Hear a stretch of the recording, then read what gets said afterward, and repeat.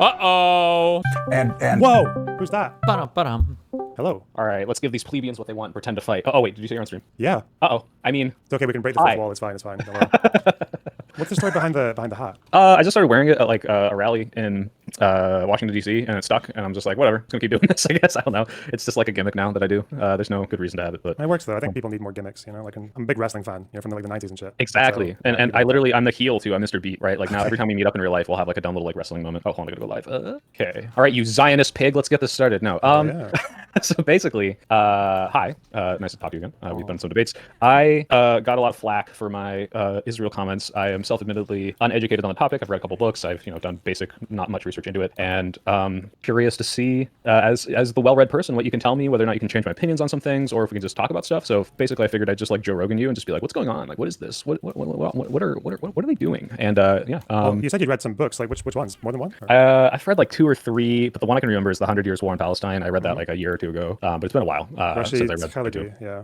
Yeah. Cool. Well, I was gonna say, if you've read one book on the topic, you already had 99% of people who were talking about it. So that's cool. But like my takeaway from that book was like nothing about my priors or my like overall knowledge of it has changed. Like I have more background and I understand like, oh, this is the year this happened, and oh, that was worse than I thought it was. But like basically, like just to sum up my position on it, growing up, I always knew there was a conflict. I always knew it was because they, there's established Israel in the 40s. This is a bunch of conflicts are happening over the land and who deserves it and who's killing who. And I thought it was just always a big clusterfuck. Like that's always just kind of how I viewed it. It's not a something I had like a strong moral position on, but just like wow, like that's a fucked up thing in the Middle East that's happening. And since then, obviously it's blown up post October 7th. And now I'm like, okay, it seems to me that Israel's actions in the West Bank and the Gaza Strip are like over the line of what I would consider justified and like, oh, self-defense, self-determination, or whatever they're doing. And something should be done, but I don't know the prescription of what needs to be done. But that's like the rough, very layman understanding that I have of the whole situation. Okay. So there are probably going to be things I'm going to want to ask you throughout, but like I guess you said you wanted to start by asking me some questions. So yeah, I've got like a whole bunch of questions.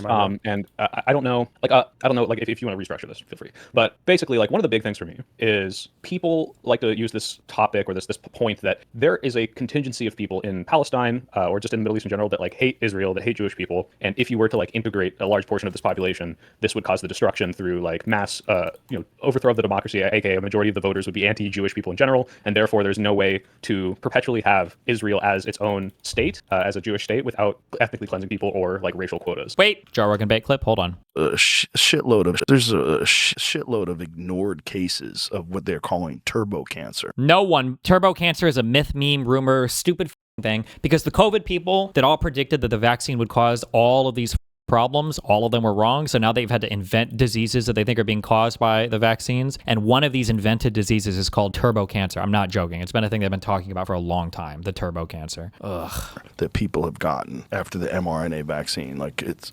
barely a conspiracy theory. It's more likely an ignored Why does he sound like he's dying, please? Inconvenient fact that these pharmaceutical drug companies are trying to ignore. Wow. There's a shitload of ignored good ones. And my question for you is like, is this true? If it is true, does that justify the racial quotas? And is there a solution to that? Okay, so the first one you made was that like there's the belief that that Palestinians there's too many of them are too predisposed against Jews and Israelis that if they became like a sizable voting bloc, they would just fuck the Jewish population basically. Is that the first thing you said? Yeah. Okay. Yeah. Do you believe that? I'm open to the idea that there's just like a large contingent of people in the Middle East that are like I hate Israel and I hate Jewish people. Like this is just very clear to me based on like the polls that I've seen. Whether or not that's like a anti-Semitic thing or just like hey, this country has been blowing up my family or my ancestors for decades. Like it's kind of relevant to me. Like clearly there is an animosity there.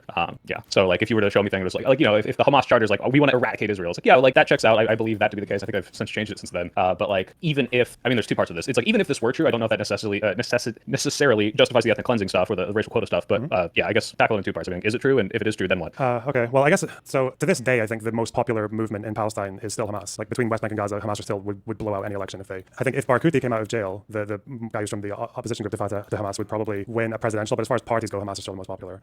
So yeah. I think Hamas is like kind of the only party in the Gaza Strip. The PLO is a coalition of tons of different parties, right? So like broadly speaking, I think it's kind of like I don't know if it's a fair comparison. I don't know who has more support broadly speaking, like the entirety of like the PLO versus just Hamas.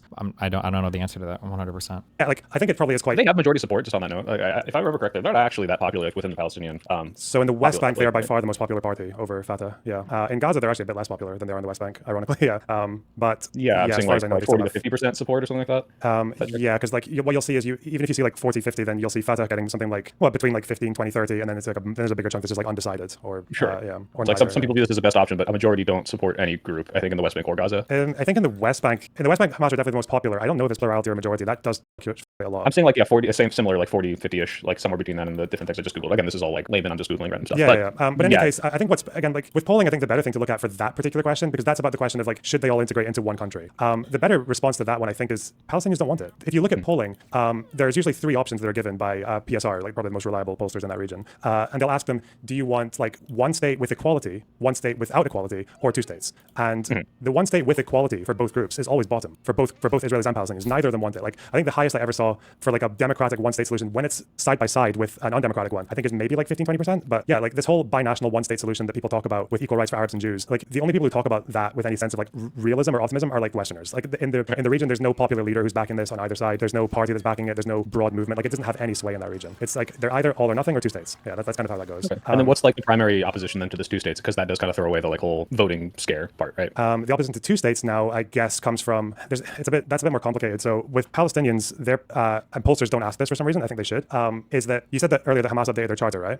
They never actually, so they never actually updated their charter. They published a new document with a different name, and one leader said that we're more like anti-Zion. Can I promote a YouTube vid? 10-minute ad read. You got the YouTube logo, bro. Go for it. And it's an anti-Jew now, right? Like that was basically, but like the language in it shifts a lot more away from the religious anti-Semitic thing to the more anti-Zionist narrative. But the charter never actually formally replaced the old one. The old one is still there. Like there's never been any like Hamas vote or anything like that, or any like Hamas leadership official decision to remove the old charter. And that's done for a good reason, because in Arabic, like the more hardline Hamas leaders, when that happened, had to reassure their supporters that the charter had not changed, that it hadn't actually been removed. So that was like, to me, that was more of a PR statement. But even if you take it on face value, even if you believe the new charter doesn't say two-state solution. It says 67 borders, which is different. It says two states, but we don't recognize Israel, and we don't have to give Israel anything. As in, like they're just saying Israel should unilaterally give us our state, but we don't give up our aspiration for all of the rest of it. So Hamas's position since 2017 and a little bit before that was to say we are going to say that we expect. They don't actually expect it, but we're going to say that we want Israel to just give us our state, for them all to leave the West Bank and Gaza, and we will just use that new state to try and get the rest back later. But I don't think I ever see enough Palestinians getting asked a question of like, do you want two states for now, or do you want a two-state solution? As in, like, do you want two states and then the conflict is over? That's the bit I've never really had a good answer to about what they actually want with regards to that question. Israelis obviously don't want two states because they believe that they used to in the 90s and 2000s, but now they basically believe that any bit of land they ever concede to places where there are terrorist organizations, anytime they give up that land, then that land comes back to bomb them with rockets and cross-border attacks, right? So they'll say, well, we left Lebanon in 2000, we went all the way past wherever the UN wanted us to, and then Hezbollah just used that territory to stockpile 200,000 rockets and to cross-border operations and things like that. We left Gaza in 2005, and then Hamas got elected like a year later. So that's kind of their narrative, and then obviously they believe that if they give the West Bank up as two states, then they think that that's going to be a territory that's 16 times the size of Gaza, where Hamas are the most popular party, and if they just give that up without any assurance on the other side, then that land will also get used as a springboard for like an October 7th style attack like Gaza was. So that's kind of why both groups reject it. But as far as changing that, like I think two states is the only way. Like there's no other way you can solve that conflict without Palestinians having their own sovereignty in their area and Israelis having theirs. They cannot live together, not for 100 years at least. If they want to, they can, but they don't want to. And they can't live in what's happening now, where you have settlers constantly harassing and humiliating Palestinians in the West Bank, with Gaza being used as a military base by Hamas, and then Israel coming and responding in the most insane, like disproportionate way possible, and thinking that the only way to deal with Hamas and their tunnels is to bomb the entire thing to oblivion. Like you can't have it's unsustainable. Like you need to have them. There needs to be a two-state solution for both groups. I'd even argue that the settlement expansion is actually suicidal on Israel's part as well, because if they keep expanding into the West Bank, then you're kind of just asking for a situation where settlers become so embedded and so unmovable that Palestinians aren't going anywhere. They're still going to be there. And now Israel's in a position where settlers are living there for 1, 2, 3 generations. They're eventually going to get incorporated into Israel. They're going to get annexed. But then if you're annexing territory that also has Palestinians there, you have a choice. You're going to have to either give them voting rights and make them citizens, or you have them as citizens without voting rights, which means you actually become a de jure apartheid state, which will destroy Israel like on the world stage completely. So yeah, there needs to be two states. And I think the problem when it comes to international pressure is that there are reasons that both groups actually need to be pushed into this position. I think with Palestinians, there's just been way too much of a tendency of rejectionism, too much of a unwillingness to commit to a final decision on two states like they did in the 2000s. There's too much of a belief that Israel is a temporary thing, like a temporary blotch on the Middle East that will one day go away. And with Israelis, there's this idea that they believe the Palestinian statehood question is just an inconvenience that can be pushed on the back burner forever. That would be my summary of like how the conflict needs to end. I've never heard any better proposal. True. Okay. And so, but it sounds to me like, but boring. even though you clearly say this is what needs to happen in order to give both of these people self-determination, neither party is going to push seriously for this. Like one party, Israel says, if we do this, we'll get bombed more. And the Gazans and the West Bankers are like, well, this is an abdication of what is rightfully ours, and this won't happen. This is like still confining us. This is still unfair. So like, is this even remotely possible, or is it just going to kind of exist in the way it already does now perpetually? If because this goes back to like the view I had when I was like 12 and first learned about this. And it's like, when are these people ever going to agree on something? It seems like never. Dylan. Okay. Okay. That guy. Yeah, if what you're saying is what's more likely, obviously what's more likely is the status quo just continues until Palestine as a state is physically impossible. Like that's unfortunately the most likely scenario. But yeah, what I'm saying might be quote unquote impossible. It's more possible than anything else. It's the only thing that the two groups have ever come close to. They came close to two states once. Like it was a few decisions away, either at Camp David or at Taba, that could have possibly done it. And the Israelis wanted it. They voted for it. The Palestinians voted for it at that point. I think it has to happen one way or the other. And as far as Western, like it depends on which government is doing what though, right? Like the Western governments I think have been too soft on Netanyahu in his positioning. Obviously Donald Trump is a green light. Biden I think on his way out after October 7th was starting to make moves that were more aggressive towards Netanyahu. He was starting to sanction settlers, which had never been done before. He was withholding arms shipments in the middle of a war, which America hadn't done for a good while. There was more opportunity, I think, to had a Democrat state. I think you might start to see withholding of economic aid and economic projects that might quite similar to what Bush Senior did in the 90s. But again, like yeah, it doesn't seem that likely, but it's literally the only way. There's no other way around it. Like it's either when that you say it's or, not that likely, it's like no one in power seems to be taking these proposals seriously. No American government has. Are you gonna watch Project Hail Mary? Yes, I'm gonna end my stream right now and go watch it. No, maybe at some point. I don't know. I don't have any opinions on it. In my view, gotten close to pushing for this. So not just like it's unlikely. It seems like this is just never going to happen. Like it almost seems inevitable that one of these groups is just going to like wipe out the other one until there is no other side of an argument and they get their way, right? Like unless some, like what would need to happen for that push for a two-state to like to go forward? Like is there even anything remotely close? Yeah, I think so. I think two things need to happen. There have been things close in the past. I would say with Clinton and the Clinton parameters, and even with Olmert, things. Yeah, I think they've been close, and they voted for it as well. The Israelis voted for someone who ran, like Ehud Barak, who ran on two states for Israel and Palestine, on like finishing the conflict. Palestinians voted for Arafat, who had signed the Oslo Accords, which was leading towards two states. So we know that they've wanted this in the past. I think two things need to change broadly. Israel on that side needs to change in the sense that, well, obviously the country needs to change internally. Like they can't keep following this Netanyahu like status quo settlement expansion idea that they can just forget that Palestinians are people with aspirations for statehood and everything like forever.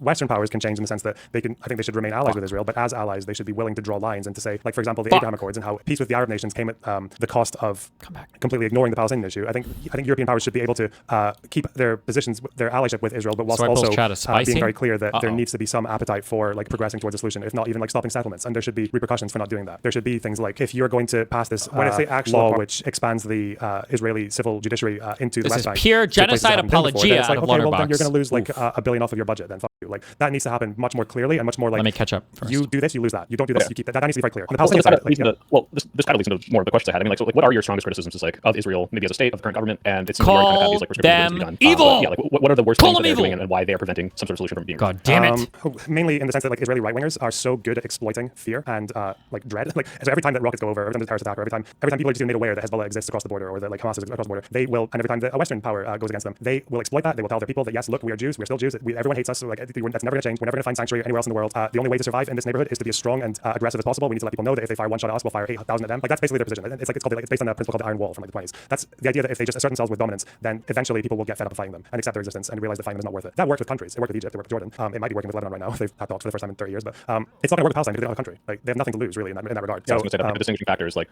they don't exist with like a day-to-day life of freedom and self-determination that like Lebanon or Egypt does, right? So like while they can say, all right, maybe we're upset with this country and their actions here, like there is some tacit peace between them if we just kind of leave them alone, whereas the other one is occupied or they can't leave, or there's some other circumstances that say like, yeah, like what do I have to lose by continuing this fight, right? Yeah, so they're in a position where with Israelis, well, like, I would say that Israel's actually in a similar position to America to a very different degree, but like they are being taken over by like far right people who don't really care that much for like a lot of these like liberal democratic principles that the country was like on paper was built on. Like even the IDF and all their practices in Gaza, like believe it or not, like the IDF still has like a code of conduct. They still have lawyers and they still have like people who will train their soldiers and their officers and they'll teach each other about feeling like, the Israeli apology, guys. like where Israelis commit war crimes, like in the 40th war, and they'll say like this is why you should always disobey an illegal order. This is what an illegal order is. This is why we don't do that. Like they teach these things, but then they appoint a bunch of like division commanders and people who are in charge of hundreds or thousands of soldiers, and they'll just appoint people who ignore them, right? They'll appoint people who ignore these rules, and the government won't prosecute anyone with these rules. So you get this issue where they are just kind of like abandoning so many of their like principles that they claim make them like the more democratic Western like country in the Middle East, and it's all built on this idea that they think like the Palestinian problem can just be pushed on the back burner forever. So I think the left needs to like internally they need to the left needs to win that argument. They need to win the argument that you have two choices: either you're going to annex this territory, Gaza and the West Bank, in which case you have 5 million people added to your population who you apparently don't want, and you become actually just an apartheid state by your own rules, by your own stated rules, or you separate and you have two states. And they need to understand that like this is like the only dichotomy that they're ever going to have to deal with. Like you just got out after only. This is the only like choice that they're ever going to have. It's status quo can only last until like one or the other becomes inevitable. Like either they annex all of it and then have to become an actual apartheid state, top to bottom, or they have to separate. You say actual apartheid, like people accuse it of being one. Do you think it like doesn't qualify as one? And why not? I mean, right now it's a military occupation of like the West Bank and I guess now like Gaza. That's what it is. Like a military occupation. You don't expect military occupations to have like equal rules for everyone. You could say the practices are very apartheid-like they look very apartheid and they feel like apartheid. But an apartheid state would be like there's a reason that Israel proper has very different rules for Palestinians than the West Bank does, right? Palestinians within Israel can vote, they can get education, they have affirmative action programs, they have the government sometimes give them extra money for some things. The West Bank is not Israel proper though. It's not annexed by Israel. Actually, most Israelis don't want to annex the whole West Bank. They want to annex bits of it maybe. But like so when I say actual apartheid, I mean if Israel actually starts to say we're making all of this our country, well then now you're saying it's not an occupation anymore. Now this is Israel. Like Ramallah is Israel, Nablus is Israel. But the people in here. So it seems like there's a difference, right? I mean, like, obviously, yes, under military occupation, you're gonna have different rules, but like if the people within are living as if it was an apartheid state, regardless of why that rule is being implemented because of military or because it's a country that says this is just the rules basically when there's no war going on, either way they're feeling consequences of that. So like does that distinction really matter? Or like there's like a moral weight, and we're gonna get into like the definitions and like behind the moralism behind definitions. Like why does that matter? That it's the occupation and not an actual apartheid state or whatever, right? I think it matters because Israel always tries to deny being an apartheid state. But if they annex the West Bank, like you said, I mean, yeah, for Palestinians not much would change. They'd still be under the same rules and they still have the same apartheid experience they've got right now. But Israel as a country can no longer say we're not an apartheid state. Like because people who defend Israel like right now or even like even after this, I don't think Israel's an apartheid state. I think what they're doing in the West Bank is akin to apartheid. But if they actually go ahead and annex it and say even according to our own rules this is ours, then well now you're just becoming the thing that you kept claiming you're not. Like so they're doing it de facto. Right, that's what I mean. I'm saying like the consequences for the like you said for the civilians are pretty much no different, but it gives the Israeli government like a cover. Like well technically we're not. This isn't our state. But like is that just for what negotiating tactics or to just kind of like leverage that if someone says hey you're doing a human rights abuse here as well it's not our country we're not doing this as a prescription of our laws we're doing it based on occupation and ongoing wars like what is the reason for that distinction if ultimately it matters not at all to the civilians whether or not it is technically apartheid or not? Well, because it matters to Israel because obviously if Israel annexes the West Bank they have to bring in their entire because right now there's a different administration like there's a different institution that is that takes care of civil administration of the West Bank like it's divided into like the PA controls some areas and then there's joint control in area B and then there's Israeli in area C. If all that goes away then on one side like the reason Israel you ask me why Israel doesn't just annex all of the West Bank? No, well, I'm not asking that. I'm just asking like why when if you were to push back and say well technically it's not an apartheid state because blah blah blah occupation here it's not part of Israel. Sure, I understand the distinction. The question is like why uphold this distinction when it seems to like the ultimate worth of that term is that people see that other people are being treated differently because of who they are, right? And people want that to stop. Is it the Israeli government upholding that distinction to say well because we don't want to like if we were to go in and annex it then we would have to classify it that way? Sure, I understand why they don't want to, but why does that definition even matter? Like, why do it doesn't actually matter that much to me. Like the like, I'll call what happens in the West Bank apartheid. Like, well, it matters because there's a difference between de jure and de facto of a thing, right? Like there's a difference between this guy's basically the leader versus this guy's like the elected leader, or there's a difference between like everybody like the police force might be racist versus there's a law saying the police force needs to be racially discriminating, right? There is a distinction there. It can feel a little bit minor, but it is important. Like, I don't give a fuck, but like why I would say that Israel's not an apartheid state now is because like I want to be able to call it something different when it does something different, which is annexes the West Bank. Like if they actually go ahead and say themselves, yes, we are going to make all this Israel, but not everyone who lives in Israel and is born in Israel will be an Israeli citizen and have Israeli voting rights. Yeah, I want to call that something a little bit different to what they're doing now. Also, de jure, not de jure. I said de jure, and some guy posted on the subreddit, emailed me, and got mad. I don't know. It's actually not. I always said de jure. Okay, the other guy doesn't like it. The reason I guess I don't commit to like it's all an apartheid the one state, guy, like, the emailer, emailer, I guess is because whenever I hear people using that term, I feel like they're using it to try and push the apartheid solution to Israel, which is like the South Africa solution, which is it should just become one state with equal rights for everyone. But then you get to the problem we came to earlier, which is that well, no one in there wants that. So I just think it like but again, to me that's like the semantic part to me like it's not really important to me. I just don't really care that much about it. I'd rather just talk about like the things that are going on. Right. It depends on like why people are calling it that, and this will kind of lead into the next question. But yeah, it's like if it is definitely an apartheid state, then you're saying this because you necessitate a one-state solution, or you think hey, equal rights for everyone, and this might not be the best solution given whatever party wants in that area. So I understand that. But then I guess moving on. I mean like so the whole conversation of like is it a genocide or not? Like some people say well technically based on X definition it doesn't meet this therefore. Whereas I look at it and I say okay I see people being cleansed from their homes. I see the intention of the government to push out populations, and whether or not you call that. I hate this term cleansed. God, it is such a loaded term, and everybody is feeling like genocidal when it comes up. It's like man, I don't know, whatever. The same thing as the G word doesn't matter as much as this is what is ultimately happening to these people. And I think something needs to be done about it, or like the government needs to be held accountable. How do you view that distinction of like is it a genocide? Is it not a genocide? What necessitates that? Like if it's not, why? There's a million questions. Like why is that in conflict with these organizations? Like so maybe get into that a little bit. Okay, so broadly speaking, genocide is a legal term that has been practiced very little in international law. There's not that much legal precedent. There's a very specific definition.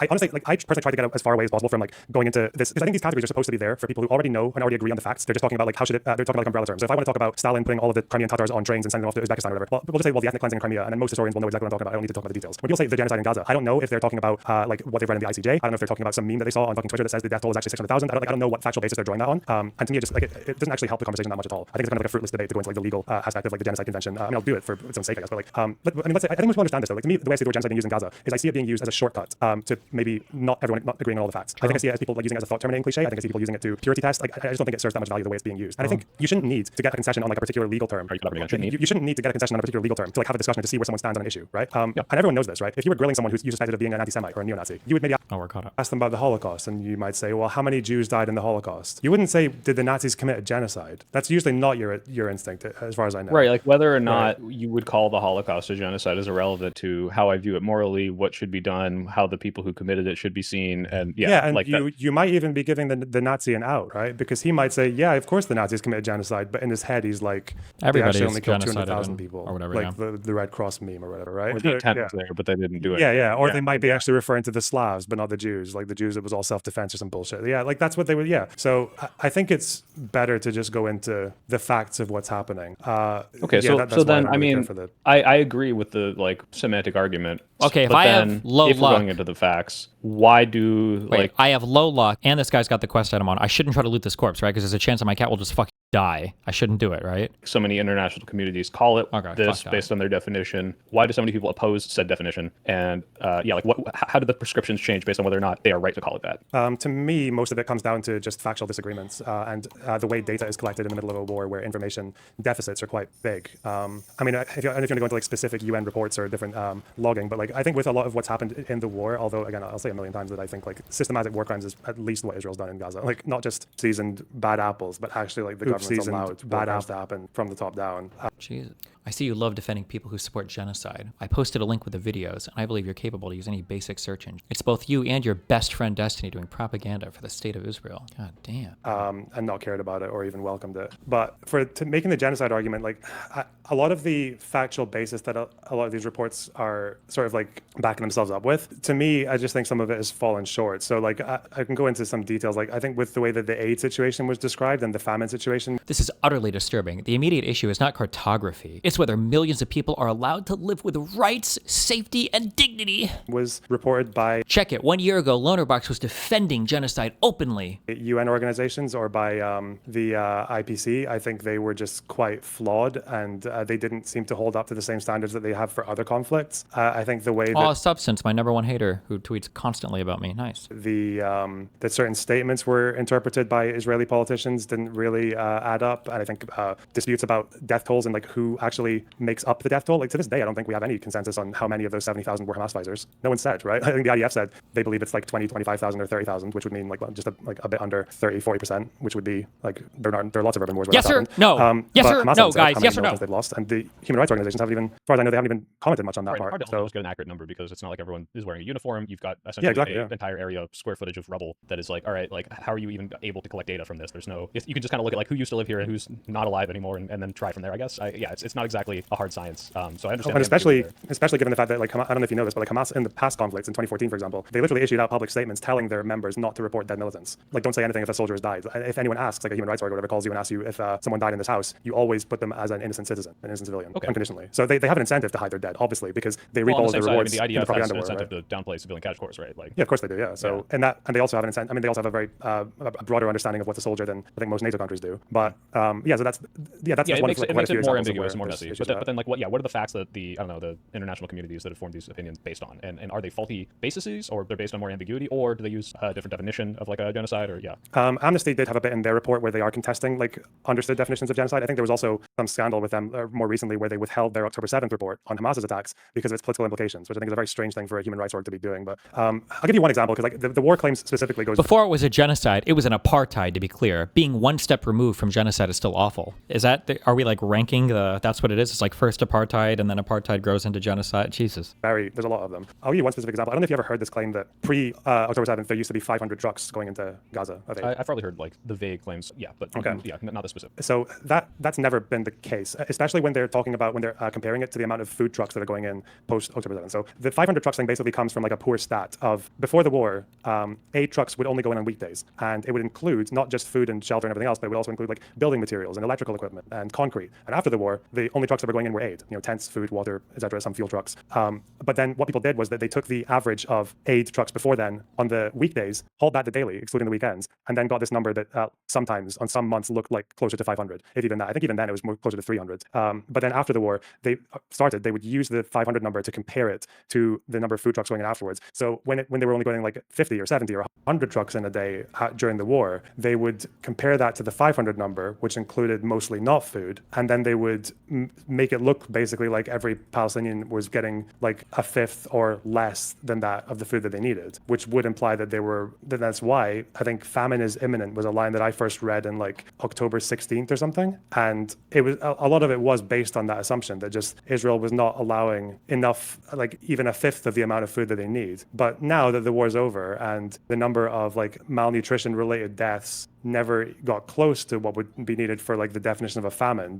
even by the IPC, then it looks like that was just completely overstated, and they were just that was like just poor data that is contradicted by the UN's own numbers. Well, then I'm curious, like when people are using what you might call overblown or hyperbolic numbers to define things like a famine or a genocide, like what about the Israel-Palestine conflict is unique in such a way that like they would be willing to jump to conclusions that you think might be preemptive compared to any other similar conflict? Like why is this the one where you think the facts are being obfuscated in such a way that the international communities would say, it's a genocide, but only because I'm basing it off data that is apparently misreported or overblown? I mean, I can't speak to every single human rights org or like the UN, but I can speak to some parts so he of it. thinks maybe. all of them are wrong.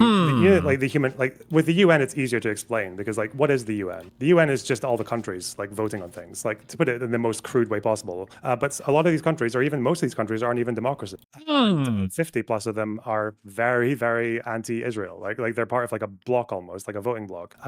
So depending on the way that the Human Rights Council works and the way that countries are cycled in and out, we had a period, I think, not less than 10 years ago when Iran was heading parts of the Human Rights Council. Like, why? That doesn't make any sense at all. Like, what position do they have to comment on the human rights of any country, really, given what they do? Interesting that the majority of the issues he has with the facts favor Israel. That is bullshit. He keeps lying and the horse doesn't do jack shit to hold him accountable. He's not bringing any facts. Like to their own people, let alone other countries. But so when the UN Special Commission that does a lot of these reports on Israel-Palestine was appointed, it was a particular time when the anti-Israel voting bloc was just like quite big. And it's been genocide at least since the Nakba. Oh shit, it might have been a genocide even before 1947. Day one. They gave them like a really, really broad mandate, much more than any other human rights inquiry has into any conflict, to talk about, to do reports on Israel-Palestine, an indefinite mandate, which also doesn't seem to happen for other Human Rights Council appointees. And then they appointed 3 people, one of whom went on a podcast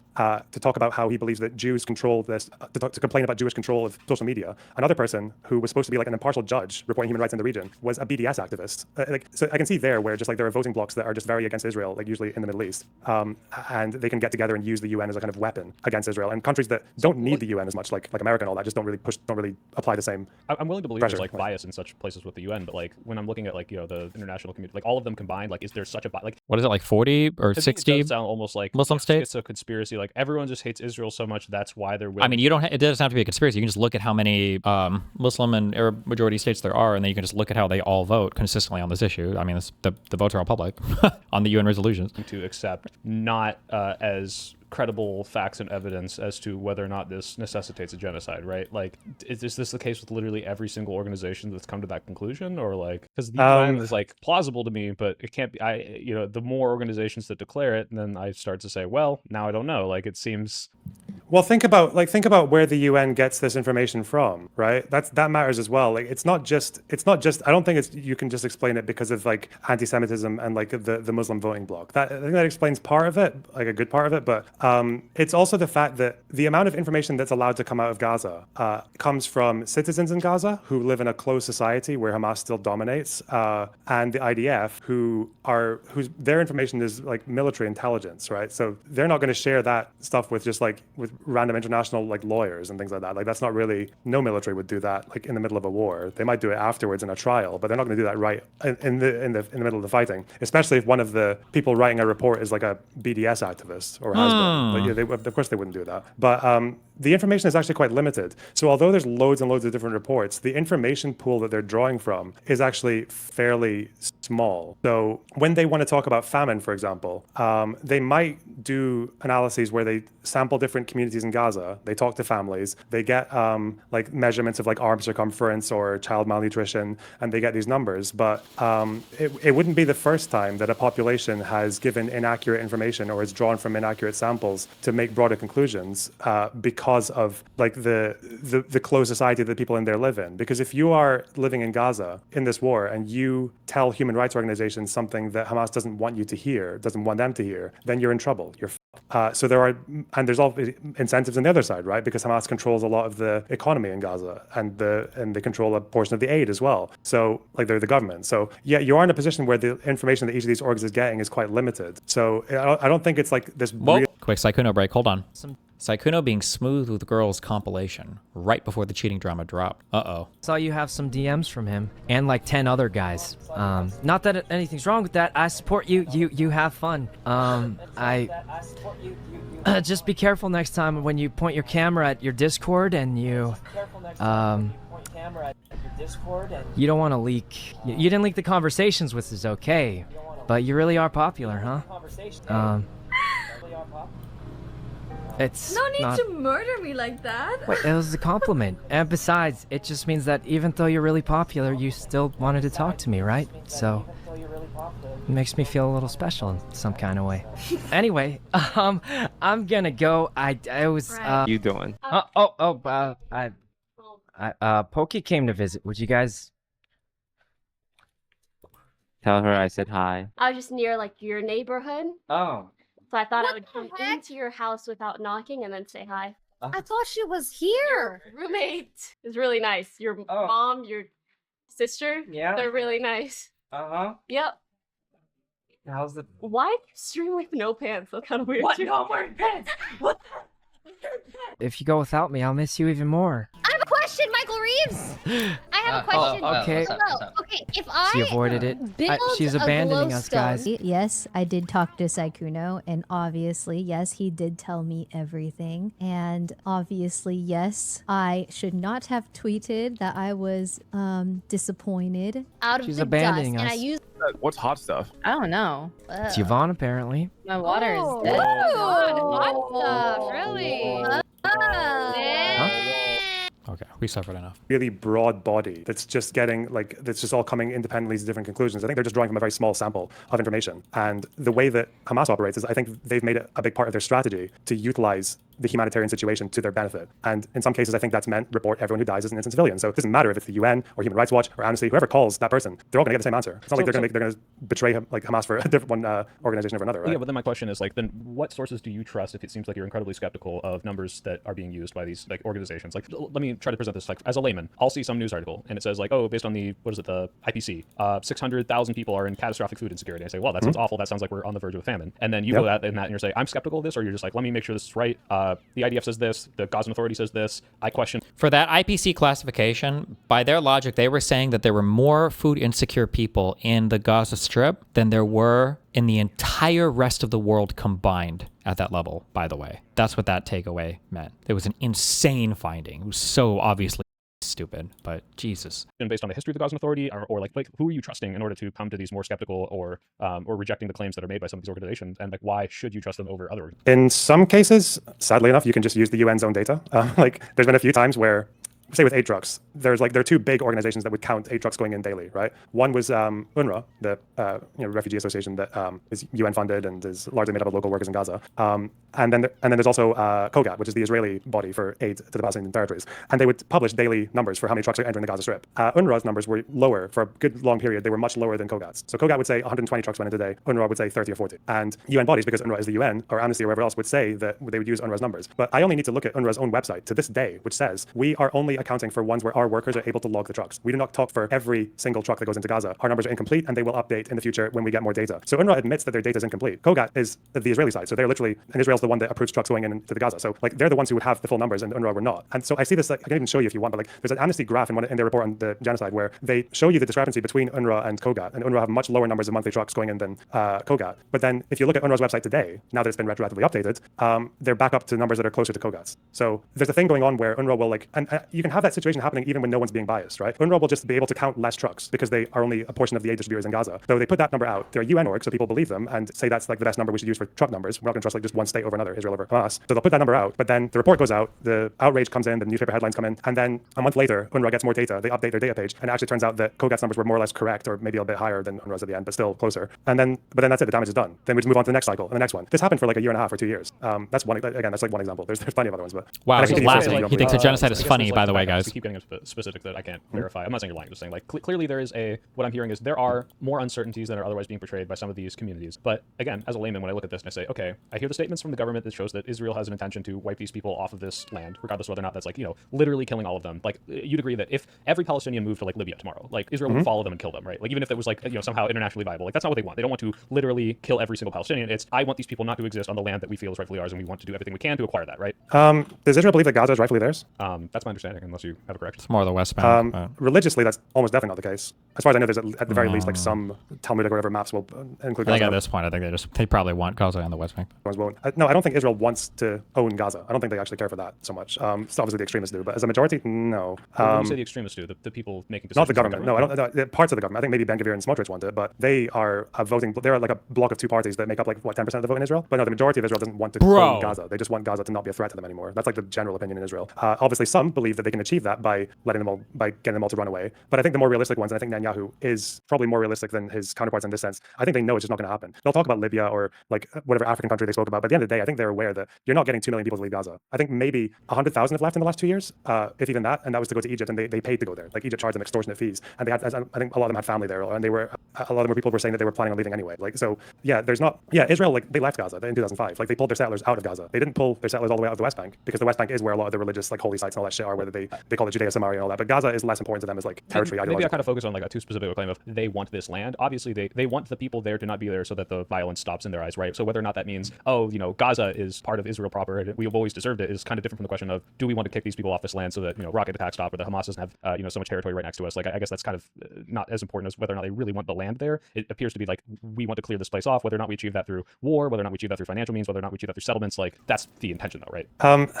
When you say that's the intention, are you saying that like the government is like pursuing this seriously? Like they're sitting there thinking, okay, how do we get 2 million people out of Gaza? Or are you thinking like, especially ever since Trump got in office, it seems to me that like the major plans and what he's kind of greenlighting is like this complete transformation of what is like the Trump Gaza, right? Like yeah, but at the end of the day, maybe something changed. Didn't that ultimate Gaza peace plan that Trump put forward, which I hate by the way, but like didn't that plan rule out ethnic cleansing of Gaza? I'm not sure to the extent of which it ruled it out. It seemed to be that there's a lot of displacement happening and not a lot of opportunity. Wait, when you say displacement, the displacement's happening within Gaza, right? My understanding was they're being kicked out of Gaza. Hey, you can send them up. Again, it's been like a year and a half since I read it though. No, I don't. So the people who have left Gaza since October 7th, I think it was about 100,000 of them, very early in the war, went to Egypt, and they were being charged, but they paid to go to Egypt. Like they went through the Rafah crossing, and Egypt charged them like really like scummy extortionate fees to let them out, and then they closed it. No, I don't think. I don't think like Israel's been kicking people out of Gaza. No, I don't even know if unless they you have count. been. Sounds like apologia to me, guys. No, the only plan I saw come up was and how much of a plan it was, because like you get this weird dynamic where Netanyahu will say that we spoke to Libya about them absorbing this many people or whatever, but then Libya will say, oh yeah, we never said anything. What are you talking about? So yeah, but then I don't know. Like, are we seriously thinking that? Like, I would be quite surprised. Maybe I'm wrong. I don't think it's impossible, but like I would be quite surprised if you at any point in the next 5-10 years started to see like Libyan boats pulling like hundreds of thousands of people out of Gaza and like Israel signing off on this. As far as the displacements that have happened in Gaza, mostly the displacement has been almost all of it's been internal, as in like they bombed the north, they sent people south, then they bombed the south, sending people north, and now they've gone like they've started occupying the eastern half of Gaza and they've pushed people west. But as far as like any serious plan to think that 2 million or even anything close to them are going to leave the Gaza Strip for good, I don't think that's being pursued as like serious policy right now. Okay, well then if that's the case, my question. Well, no. Again, like I'm the least well read on this. Seems to be what I'm hearing and seeing from various headlines and articles I read. But like let's say this blows over and there's some sort of like not reconciliation, but like all right, the ceasefire exists to an extent, and we go to pre-October 7th conditions. What does Gaza look like then, if that's the case? Are you asking me what I think is going to happen or what should happen? Based on what you've just said of like what Israel's intentions are, what do you think is going to happen? Again, I think it's probably worth pulling back and just thinking about like for most Israelis, not like for the extremists or whatever, but like for most Israelis who have politically fluctuated a lot in the last 20 years, they went from 2 states to this, right? Like in 20 years.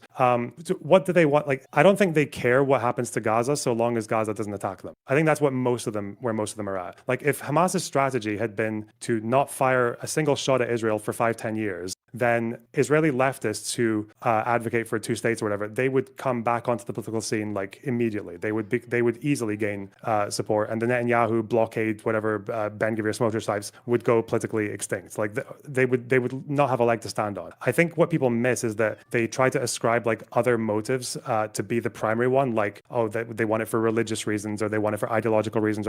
No, generally, like it seems to be, given how Israel's made peace with other countries, it seems to be that if they're not attacked, then they're happy to let, if they feel safe with it, they're happy to let territory go. Yeah, but I think that's like presupposing something, which is like, yeah, okay, maybe they don't just like want Gaza for some like obscure ideological reason, but they necessitate that they are going to keep getting attacked with the Gazans here, right? It's like, oh, well, if they just didn't attack, but they know they will be, therefore we have to move forward with the knowledge that that is how Israel views it. Not as, well, as long as they don't attack, like then we won't do anything. But it's like, okay, but they have kind of accepted the presupposition that they are going to be attacked from Gaza, right? So like then what? Yeah, well, okay, so this is where we're going to come back to the earlier part of our conversation when we were talking about what needs to change. And I think I gave a pretty long spiel about what needs to change on the Israeli side and the Western side.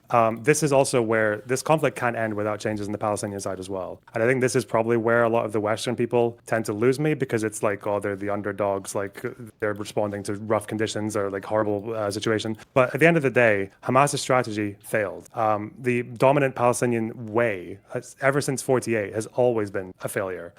They've like every time they've tried like these strategies of like armed resistance, it's always been a failure. Every time they've struggled to distinguish between whether or not they want a state in the 67 borders and to recognize Israel, or whether or not they want to fight for all of it, where they want their attacks to be against settlers or against Israeli citizens in Israel proper. Like this is where the Palestinian side needs to change as well, and where their supporters need to change, because I don't think this conflict can end with just the Israeli side having their minds shifted towards two states. You're going to also need to change the consensus, at least amongst some of the backers of Hamas, whether it's like Turkey or Qatar, or within Hamas, or within Western supporters who Hamas also pays attention to. Do I need those This idea that Hamas's strategy has brought anything other than destruction, shit, and war, whatever, like that, then that cycle is going to continue. If Israel elects the most left-wing government on earth that they've ever had tomorrow, it's the key tab. But Hamas are still in Gaza, and Hamas still gets control over Gaza and still has a level of freedom of governance in Gaza,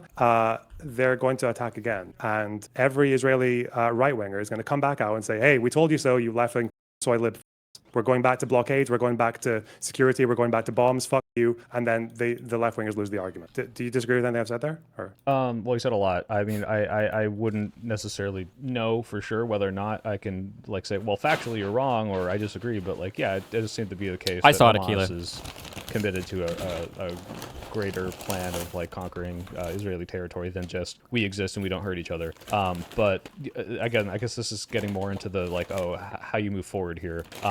When I'm still kind of stuck on like the genocide thing and like how it's viewed from the Western perspective. Like the whole reason I wanted to have this conversation was I hear all these points from the international communities, from the pro-Palestinian side, and it seems to be the case that what Israel is doing is unjustified. And when I talk to people, even people that were more amicable toward Israel, like post October 7th, like immediately, even now they'll say, well, Israel's gone too far, XYZ reasons. The Netanyahu government is so right-wing and crazy, and they need to be displaced or voted out. And so when I say, okay, like, is it a genocide? And you say like, well, I'm not sure I can trust, these sort of numbers, or these things are obfuscated or overblown. Okay, let's say that's the case. What then is what is Israel doing that isn't proper? I mean, like sorry, you cut out there. What are they doing that isn't proper? And like, what like, are they doing war crimes? Like, is it ethnic cleansing? Like, or it seems like they don't want to ethnic cleanse. Like, I'm getting a lot of mixed messages here, and there's a lot of information being spouted again. Sorry, let me click this because it's been linked 7 trillion times in chat. Jesus.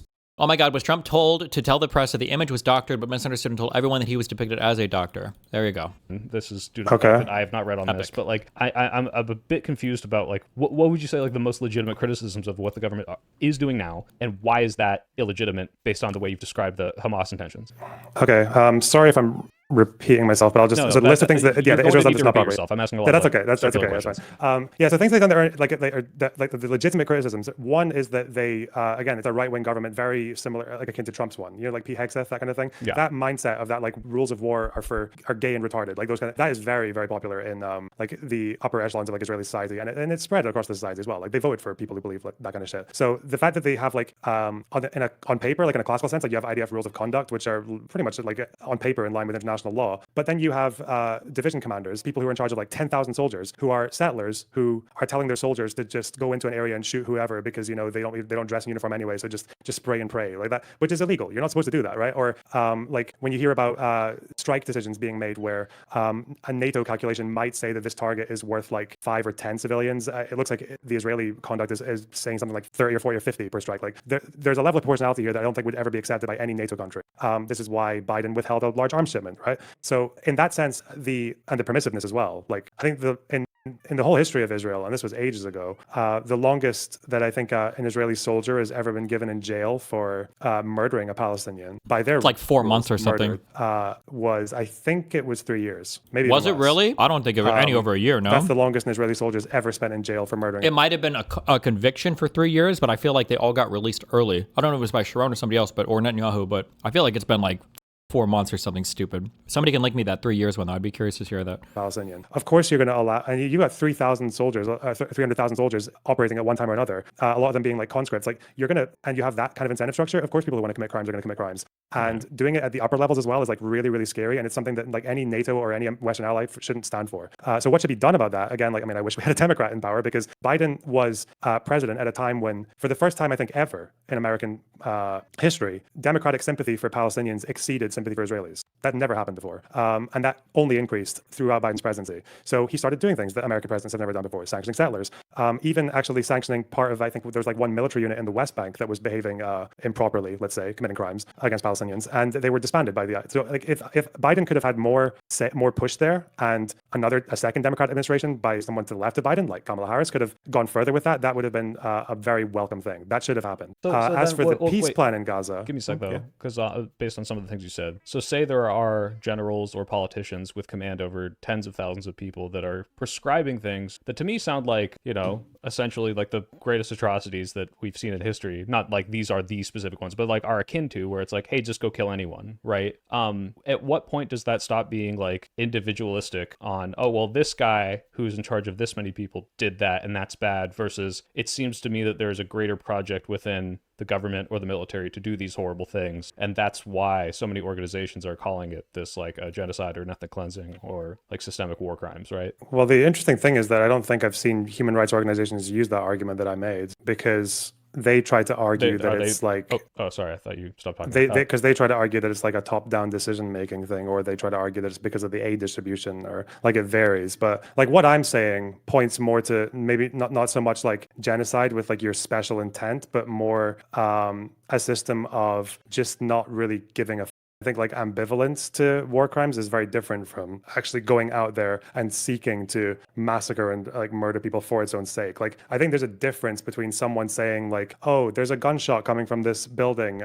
We've got like, okay, well, blow up the building. Like I think there's a difference between that and saying and like genocides where civilians are rounded up, they're bound, and then they're just shot in the head when they're literally posing no threat at all. There's like one by one. I think cutting corners in war and committing crimes is very different from that. Yeah, I want to stop you there because that is interesting to me. It's like, yes, obviously, if you were to take something like, all right, where they're rounding up every Palestinian and just, you know, killing all of them in a pit or somewhere, like this would be like the most unambiguous, like this is like as bad as the worst genocide we've ever documented in history. So clearly this is that. But when you're talking about this like ambivalence where the government or the military leaders or whoever are making these decisions or ignoring these violations are saying, I care so little about this population that I'm willing to ignore what I guess you use numbers that are like, you know, 1.5 times as many casualties, twice as many casualties as like what would normally be allowed in these situations. Like if the ultimate conclusion is this population of people is irrelevant to me and like that I don't view them as like the same kind of humans as I view my own people, like at what point does that cross the line of like, all right, this might as well be considered the genocide if we're killing these people? Or is it specifically because you think that G word conflates or points to the kind of things you talked about of rounding people up, where it's like, well, we shouldn't use that because now we are ascribing those moral prescriptions to it. Can you make that distinction, or do you get what I'm asking? Yeah, but again, it's just a question of like,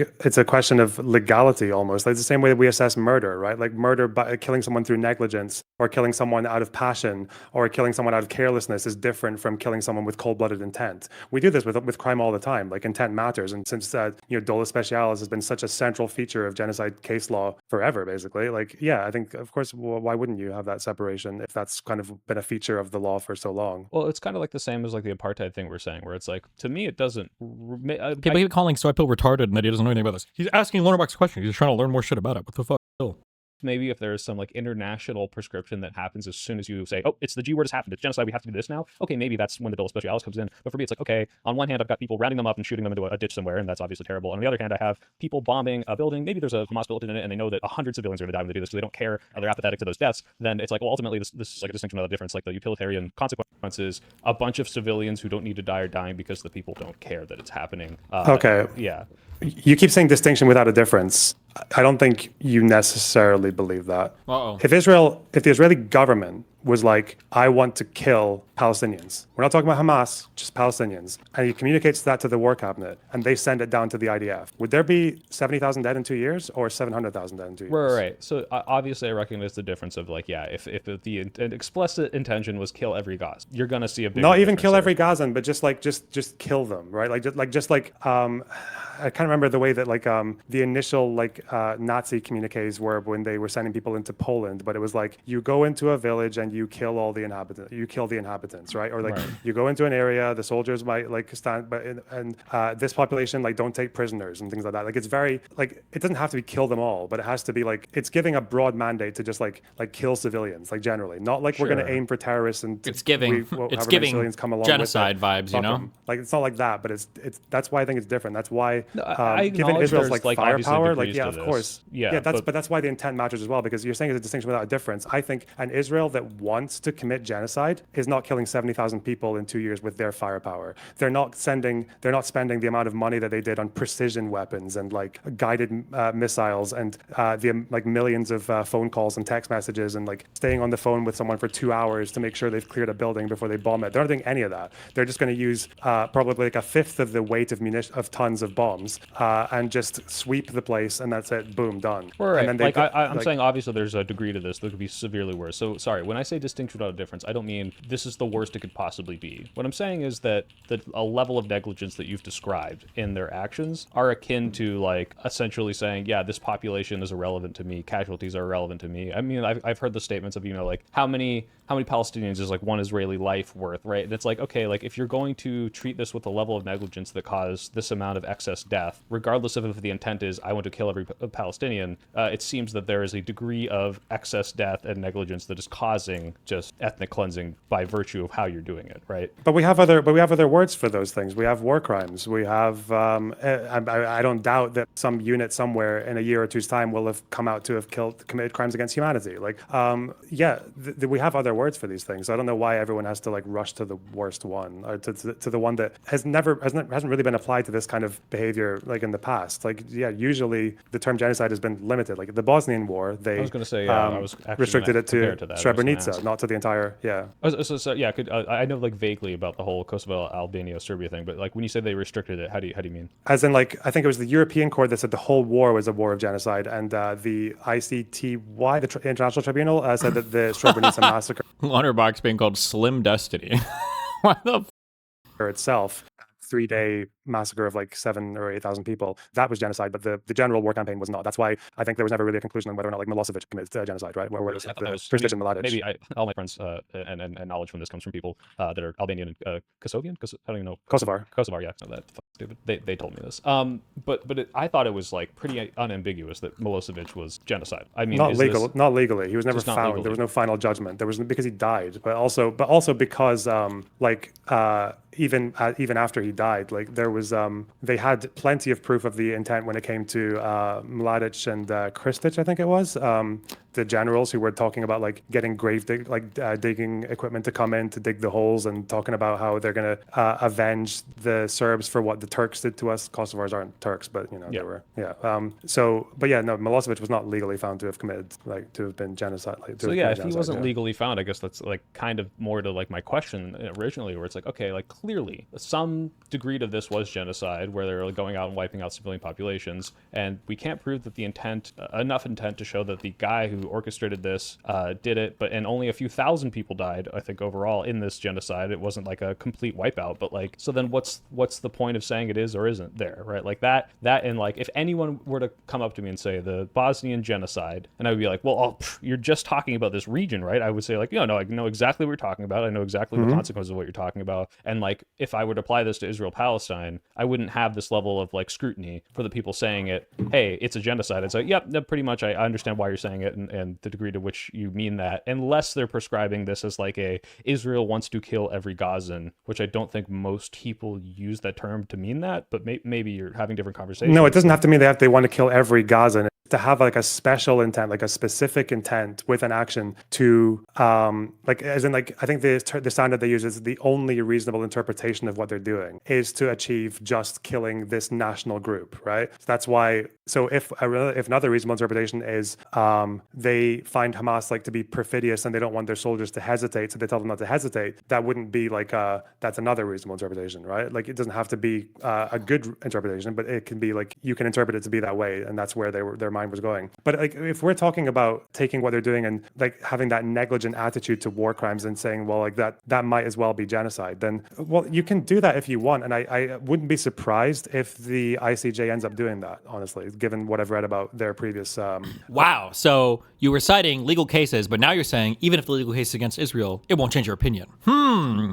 Zio Shill.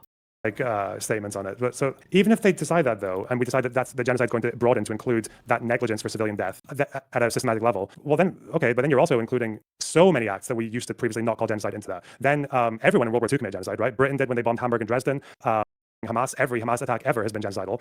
Most of Fatah and what they've done with their attacks would have been genocidal. Like every Assad genocidal, maybe even HTS at points might have been genocidal. ISIS obviously did commit genocide. Hezbollah definitely genocidal. Like, you're broadening it to include absolutely everyone. But like, I think even the first example, I might take issue with the idea that like, oh, what we did in Hamburg, like it wasn't like I don't even know like to what extent war crimes were defined back in World War II, but like these kind of like total war campaigns of bombing entire countries was just like the basis of what every country did in every single war at that point, right? Like, that's what every country was doing to each other, which I think is not as comparable as to say like, I might even agree Hamas's actions in Israel are genocidal, especially based on their charter of we want to literally wipe these people out and kick them off their land, right? Like, but the Hamburg thing I think is a pretty big difference. Not exactly. Like what they called it strategic bombings. Like those civilian bombings, the firebombing, they were controversial at the time. Even there was hesitancy before doing it. I think it was the Soviets in the case of Dresden that were like literally like they were begging for it to happen because they didn't want to face, like, they wanted to soften the ground before going in. And I think at the end of the war, Churchill, when he was literally thanking like every part of the military for their contribution to the war effort, he left out Bomber Command because it was so controversial. So no, that did stand out at the time as well. And with the stuff that they were saying, like, this is literally an event unloaded on only a few thousand tons of bombs, not that many, but they killed like 25,000 people in like 2 days. Like, it was insane. And they targeted the center, even though all the military Did your Facebook monetization get fixed? No, but I did find some Facebook people, thank God. So hopefully it's on the way to getting fixed. Factories and everything were outside the city. So, and they believed that terrorizing the civilian population would push them against the Nazis, would demoralize them. Like, so they believed they were targeting civilians, right? Yeah. So what I'm saying is this again, isn't unique to like the bombing that, of Hamburg or Dresden. And yeah, you can say it was more controversial at the time, but like, yeah, it just as much as like dropping the nukes on Japan, as much as firebombing of Tokyo. Like, I'm trying to think of like what would make that specific Hamburg or Dresden unique to compared to like every other bombing campaign in that entire. But that's era. the thing is that like, but then even today though, when we talk about the Middle East, then suddenly very little becomes unique. You can look at what Trump was doing in Trump 1, where he was relaxing rules of engagement in Afghanistan, and where you had American generals saying like, oh yeah, these sand words, all these sand N words, they only understand force. I'm going to show them force. Did that person commit genocide when they were like allowing the use of landmines, which they knew would kill civilians, or relaxing rules of engagement and airstrikes, which doubled the civilian death toll? Is a genocide. And also like I would say that Trump very clearly like expressed genocidal intent when he says like, hey, you know, I'm about to wipe out an entire civilization, but like the follow through on that and the consequences afterwards I think are part of that, obviously. So like again, I don't know if this is necessarily making it too broad, because you're saying there's a broader and consequential result that is being caused by a complete systemic governmental ignorance of war crimes, and kind of like forcefully moving this population, versus like, hey, every time you do a war crime and are ignorant about it, that's a genocide. I think like the scale matters, how widespread it is matters, and like, yeah, you can point to certain examples, but I don't necessarily think that diminishes the definition such that it's useless. I think it might not make it useless, but it does dilute it. It 100% dilutes it. It would include, like I said, it would include Saudi Arabia, it would include the Houthis, it would include Hamas, Hezbollah, it would include the Syrians, which are like 5 different factions. And this might be true. Again, I'm not super informed of this. Like, don't people call it like the genocide of Yemeni by the Saudi Arabians? Well, the IPC didn't actually even call it a famine in Yemen. Interestingly, they think like 80,000 kids died. the UN by the IPC, the same people who said there was a famine in Gaza, Kind of didn't say weird. there was one in Yemen. Kind of weird. Okay. I mean, based on what, again, uninformed, based on what I hear from both of those, they both sound like, and one is severely worse. The Yemenis, the death toll in Yemen. Little sus, some why might do you say. think that Sussy distinction baka. exists again? Is it because of this, like, is it just Israel bias? Is it because the organizations are using the numbers from the UN that has the Israel bias? Like, go back to that question. Like, why is there that? I think in that case, the IPC was making maybe a similar mistake that UNICEF made in the 90s. There was a time in the 90s when most people thought that the sanctions on Iraq had killed like 500,000 500,000, the meme. through starvation. The meme number. Because of similar methodologies with interviewing families on child mortality and malnutrition. It turned out that the data was just being inflated because of like the directions of Saddam Hussein's government, and retroactively all that. Since people got access to Iraqi documents and they found out the life expectancy hadn't changed all that much at all, but to this day, I don't know if you've ever heard people tell you this. Like, I know there are a few lefties online who still believe this, that like the U.S. sanctions or the international sanctions on Iraq killed like 1 million or 500,000 Iraqis. It wasn't true. It didn't happen. Like, I don't know about the sanctions. I just know about like the death. But yeah, I think total. it's a similar thing where you've got a closed society, a very limited access to information, and a situation where you just have like, yeah, it does seem to be the case that humanitarians, I don't even necessarily fault them for it, like they have to say something, like they have to go with whatever the best that they've got. But it seems that the best that they've got, I don't know if it was influenced by Hamas or the field workers on the ground were being biased, or like they were maybe they only had access to clinics, and clinics are going to overrepresent people who are malnourished, and they applied that to the broader population.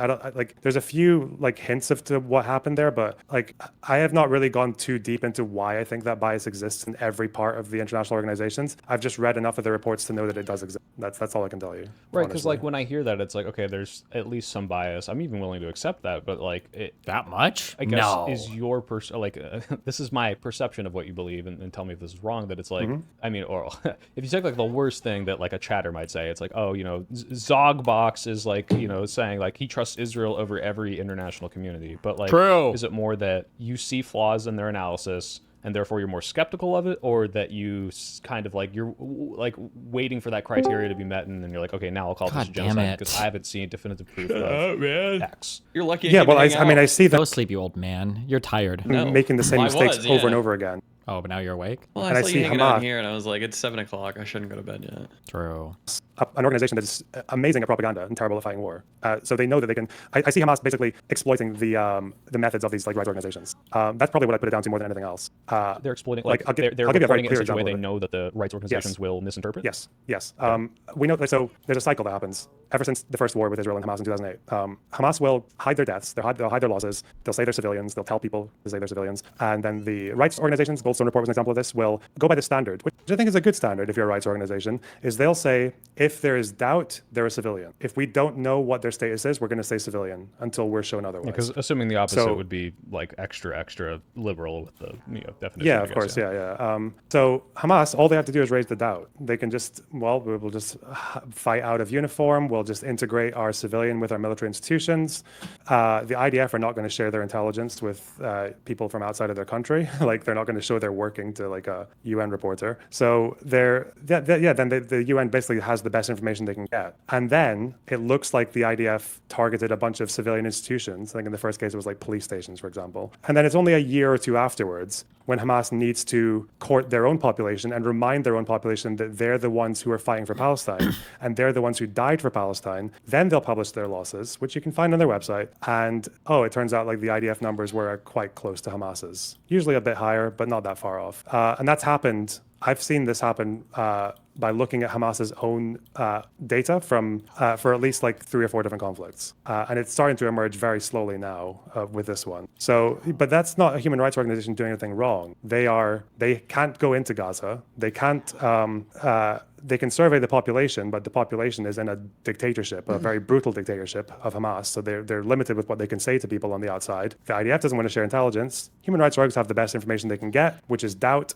So they're going to assume civilians. And then a year and a half later, when all the press has died down, Hamas actually admits their losses and no one cares. Okay. I think that's happened since 2008. Oh, shit. I'm going to try to summarize what you said. Tell me if I'm getting something wrong. People who are upset and calling this a genocide are relying on human rights organizations. Human rights organizations are relying on numbers that are with a high level of uncertainty because they're coming from a confined and war zone that has not a lot of information coming out that might have misrepresentation in it, and therefore they are being very liberal, and a lot of bad things and war crimes and stuff could be happening there, but the level to which it meets the genocide might be obfuscated by the fact that these facts are very muddy, and therefore people who are calling it a genocide are basically in a more of a moral gray area or like a level of uncertainty that isn't as confirmed as you think. Yeah, that's pretty accurate.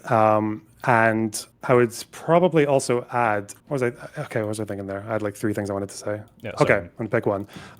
Also, I don't have a heart out, but I'm going to talk to Dylan Burns in like 10, 20-ish minutes. So after what this, about 6, 7 minutes? Shut up, Mouton. That was my joke. Okay. Right. So Bitch. I think a big problem with doing, you said like why they're like people call it a genocide because the human rights report said, like, I don't know if that's true. I heard people calling it genocide like when there were still Hamas fighters in Israel. Like, I think that word came out really quickly. And I noticed it being used by like the activist groups like for a couple of years before that as well, to just talk about the entire conflict as a permanent and that's been going on for ages. They've always, I feel like that conclusion has been decided before anything. Did I leave weapons off 2 different units? By a lot of people. But I think the problem, and maybe why, again, I don't really talk about this like particular debate that often, but like I think the reason it is an issue is that you get into a situation where if you don't know your enemy, you can't fight it. If you don't know what the problem is, you're not going to have any power over it. And if there's ever any mystery as to why this Free Palestine movement on the college campuses have managed to be the most popular, one of the most, probably the biggest Western social protest movement since BLM, right? They were massive. I think if you want to understand why they were so useless despite being the size that they are, it's because none of them actually cared to look into the details of what was happening and they didn't know what to ask for. So you have calls for a binational one-state solution, which no one in Palestine has ever in majority wanted, even a plurality of it. They start calling for like sanctions and abolishing of Israel, or like unilateral withdrawals from Gaza or the West Bank or Lebanon, or they're talking about arming the resistance groups or defending them. They're like downplaying anti-Hamas protesters who are literally begging Hamas to stop firing rockets from their neighborhoods and hiding underneath them in tunnels, like literally saying this and no one reporting on it.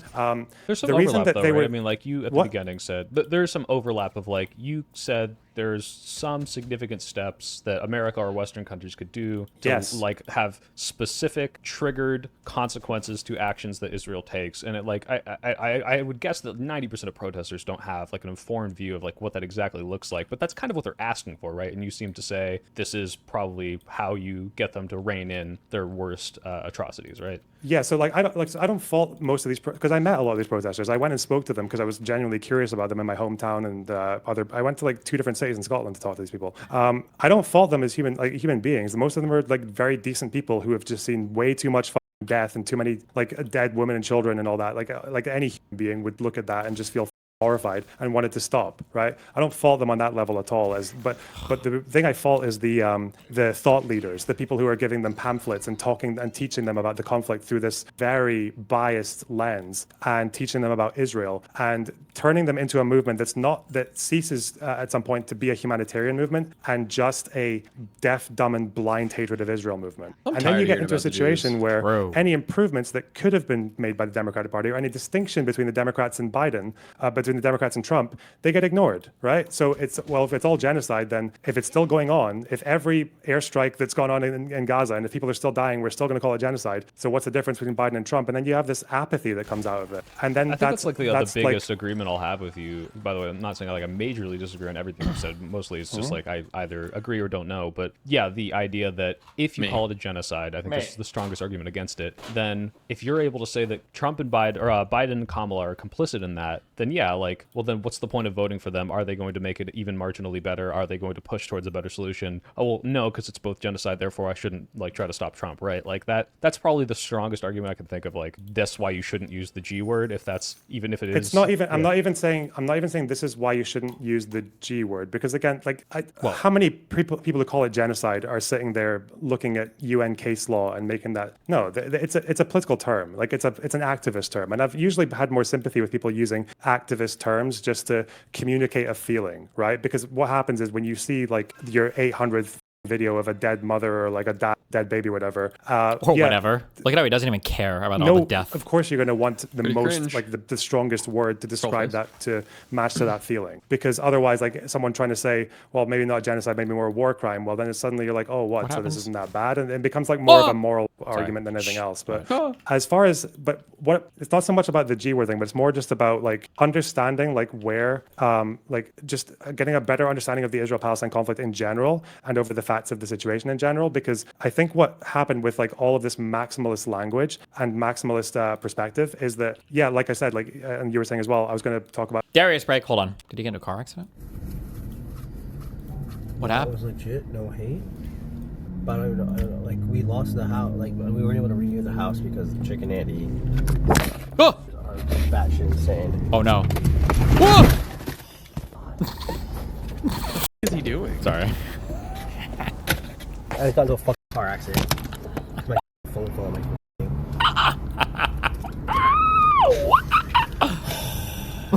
I'm sorry, it's not funny.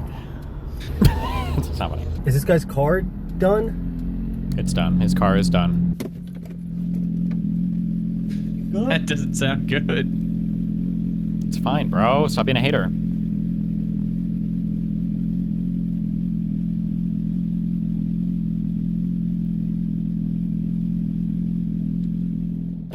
Your car's never made a little noise before? It's never purred? It's never purred for you before? How long ago was this? I don't know. It was a clip, so I guess it just happened. But forgetting that distinction between a party that can actually listen to demands and make differences versus one that can. So Biden, for example, sanctioned settlers for the first time ever from a U.S. president. They hadn't done that before. He withheld weapons, which were resumed on week 1 by Donald Trump, right? It was 2,000, it was a couple of thousand 2,000-pound bombs and a bunch of 500-pound bombs. They were paused by Biden. They were resumed by Trump. All the sanctions on settlers were removed by Trump. Trump was the one who initially recognized the Golan Heights and the Israeli sovereignty over all of Jerusalem. Famine was never declared by the IPC under Biden. Did you know that? It was only declared under Trump. The GHF, the cataclysmically pathetic, inhumane, murderous aid plan that the United States and the IDF tried to implement in Gaza was a Trump idea. Biden would have never gone with a plan like that, or Harris. That was a strictly Trump thing. The Trump peace plan. Trump excludes the PA from any future governorship of Gaza. They only want literally Israeli armed stooges running the strip. Biden wanted the PA involved. Biden tries to be a partner with the PA because the Democrat official position is a two-state solution, and the PA are the legitimate government of Palestine. Trump said no. Trump said the legitimate leaders of Palestine are some gangsters who are taking money from the IDF or from the Israeli state. These differences matter, and the fact that people just overlooked it, and when people just said, "Oh, it's all genocide," because it cheapens that difference, and it cheapens the potential that you have to actually address that difference and work with it. Democrats could have continued to be pushed by a left flank that actually had a coherent critique and a coherent plan. They could have been pushed, as we speak, they could be getting pushed right now to do better things in Gaza and to convince and to push Israel to do better and to punish Israel for not doing better. But they're not. They want to boycott Starbucks. Okay, you know why Starbucks had boycotted SoyPill? I vaguely remember this. They donated money to Israel. They had Starbucks in Israel. I don't even know what it was about. There are 0 Starbucks branches in Israel. The last one was closed in 2003. Starbucks is on the boycott list because an activist group of union workers used their union page with a Starbucks logo to publish a picture of Hamas at the fence on October 7th saying we stand with the resistance. And Starbucks sued them for using their branding to support terrorism. That's why Starbucks is on the boycott. It's fucking mental. Like, yeah, you have to know what you're talking about to be an effective political movement. I don't know. Fuck. Sorry. Okay. I'm Well, shouting at you. valid boycott. I'm not a BDS Starbucks. Good BC. Best Starbucks person. But okay. Well, here are two things I want to go say before I go. The first is prescriptions from you. Obama. The second is just kind of like my summary of everything. So the first one would be you got all these people, not just my chatters. Let's say they're all saying not they're all. There's some people in here saying, oh my god, fucking genocide denialist, Lonerbox, right? Like because you've made this very specific definition. So these people have the energy. They see the death. It's very obviously bad to them. Whether or not that's negligence or war crimes, whether or not you want to call it ethnic cleansing. How do these people get this to stop? I mean, like where should this energy be directed to? It seems that like regardless of whether or not we agree on definitions, you absolutely have smoke for the Israeli government for what they're doing. You think they need to be sanctioned in certain ways or held accountable by other governments. So how do we move forward with that as activists in this country, as people who are going to be voting? Like what should these people be directing their energy towards? Obviously it's not sitting outside Starbucks to tell people not to buy it. I mean, you can't really do all that much at all now that Trump's the president. I don't know, get a Democrat back in and get them to push things that are actually like, okay, so push for accountability in the IDF. If America's going to share intelligence as a Western liberal military that abides by the Geneva Conventions with Israel, then Israel needs to do the same. Israel needs to abide by the Geneva Conventions. They need to punish people in their military that don't. America can do it. America's jailed people for 20 years for committing war crimes. Get the IDF to start doing that, and if they don't, then you're going to lose some arms shipments. Fuck you.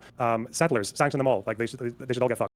Well, okay, wait, pause, because I see where you're going with this. So, like, let's say we have people and we're voting for the midterms to try to get, MAGA out of power, and you're asking, people are like, hey, Gavin Newsom, is this a genocide? Like, do you think Israel's an evil country? Should they be kind of pushing for this, what you're saying, like, hey, will you hold Israel to account for its war crimes? Like, that's what they should be asking of their representatives, or like, what should the populace be asking of the people they're voting for? Like, the specific politicians. To me, like, the most effective protest movements are ones that have simple and sharp and realistic demands, right? Just give them a few. Just be like, yeah, will you put condition on arming Israel? Like, will you say, if you're going to get arms, you have to abide by a level of conduct that is like in line with the Geneva Conventions their arms now? or NATO, right? That's a simple demand. It's a very easy one. Shut up! Are you going to Shut the fuck up! Are you Shut going to the fuck involve up. the PA in governorship of Gaza? There's a few. Yeah, I can go on all day about things that they could say, right? They're not going to do it though. They're retarded. Well, that's Good the luck. thing is like, yeah, most of the demands I see is just like, will you completely stop every arms shipper to Israel? I mean, very recently, I think AOC just, I don't know if I want to say like caved or capitulated, but like changed her stance on this, right? Where she's just like complete, like, I will fund no weapon shipment, even if it's Iron Dome stuff, right? Am I crazy or did it just happen?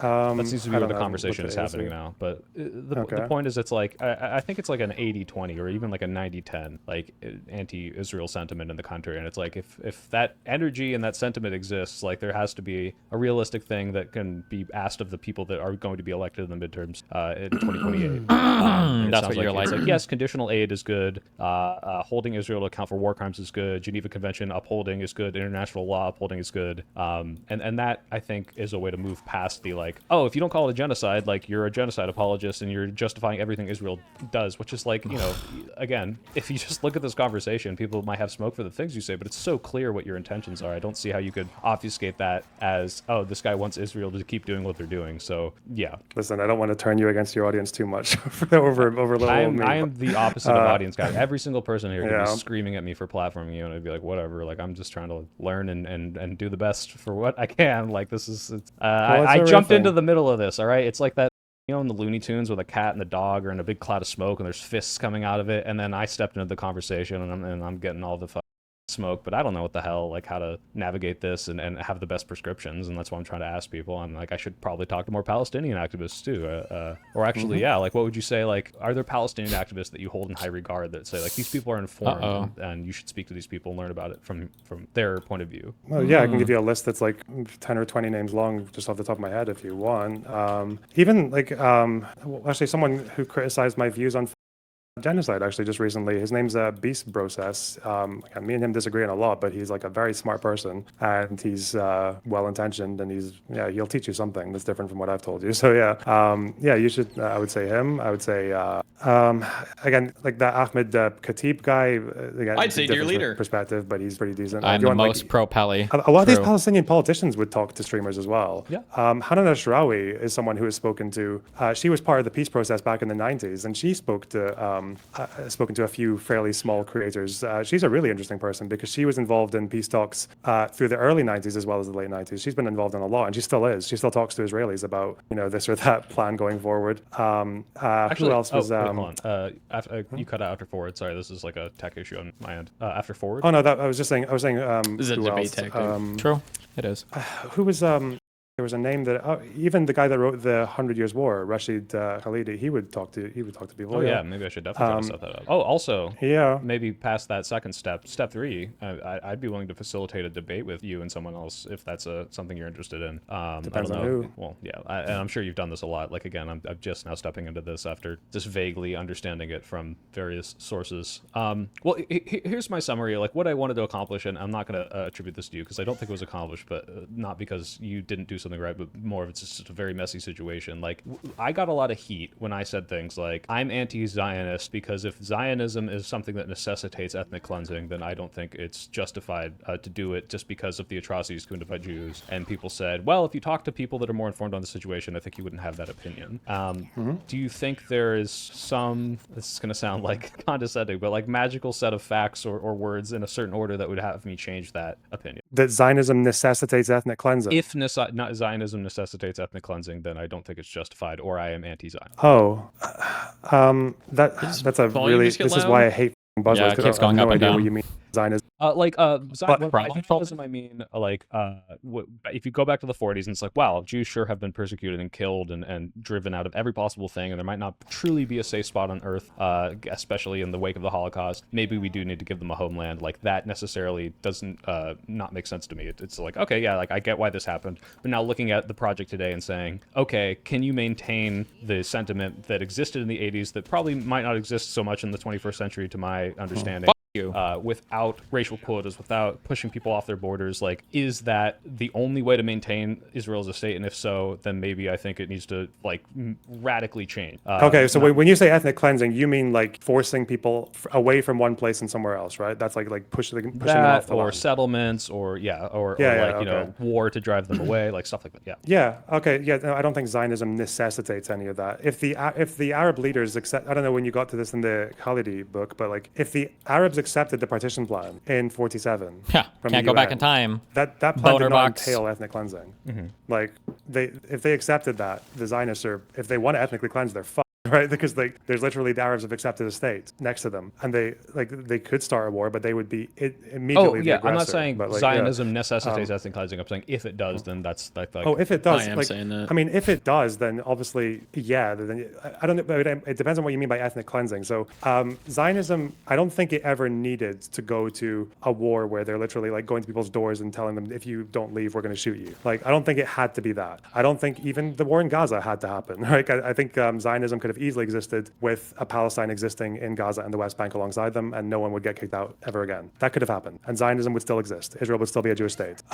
If you're talking about like back in the 1800s or the early 1900s, where Zionism involved them buying land from absentee landowners and evicting the tenant farmers who lived there to let Jews in, I don't think Zionism would have existed without that. It needed some of that to fulfill its goal of. It's more about like Jewish in the current day, continuity, like but- perpetual. Yeah, actions okay. being Because taken we rather don't have a 100-year war because Current bad day? Did workers' somebody rights say in the current day? fucking 20s. Yeah, I know. Zionism doesn't. Yeah.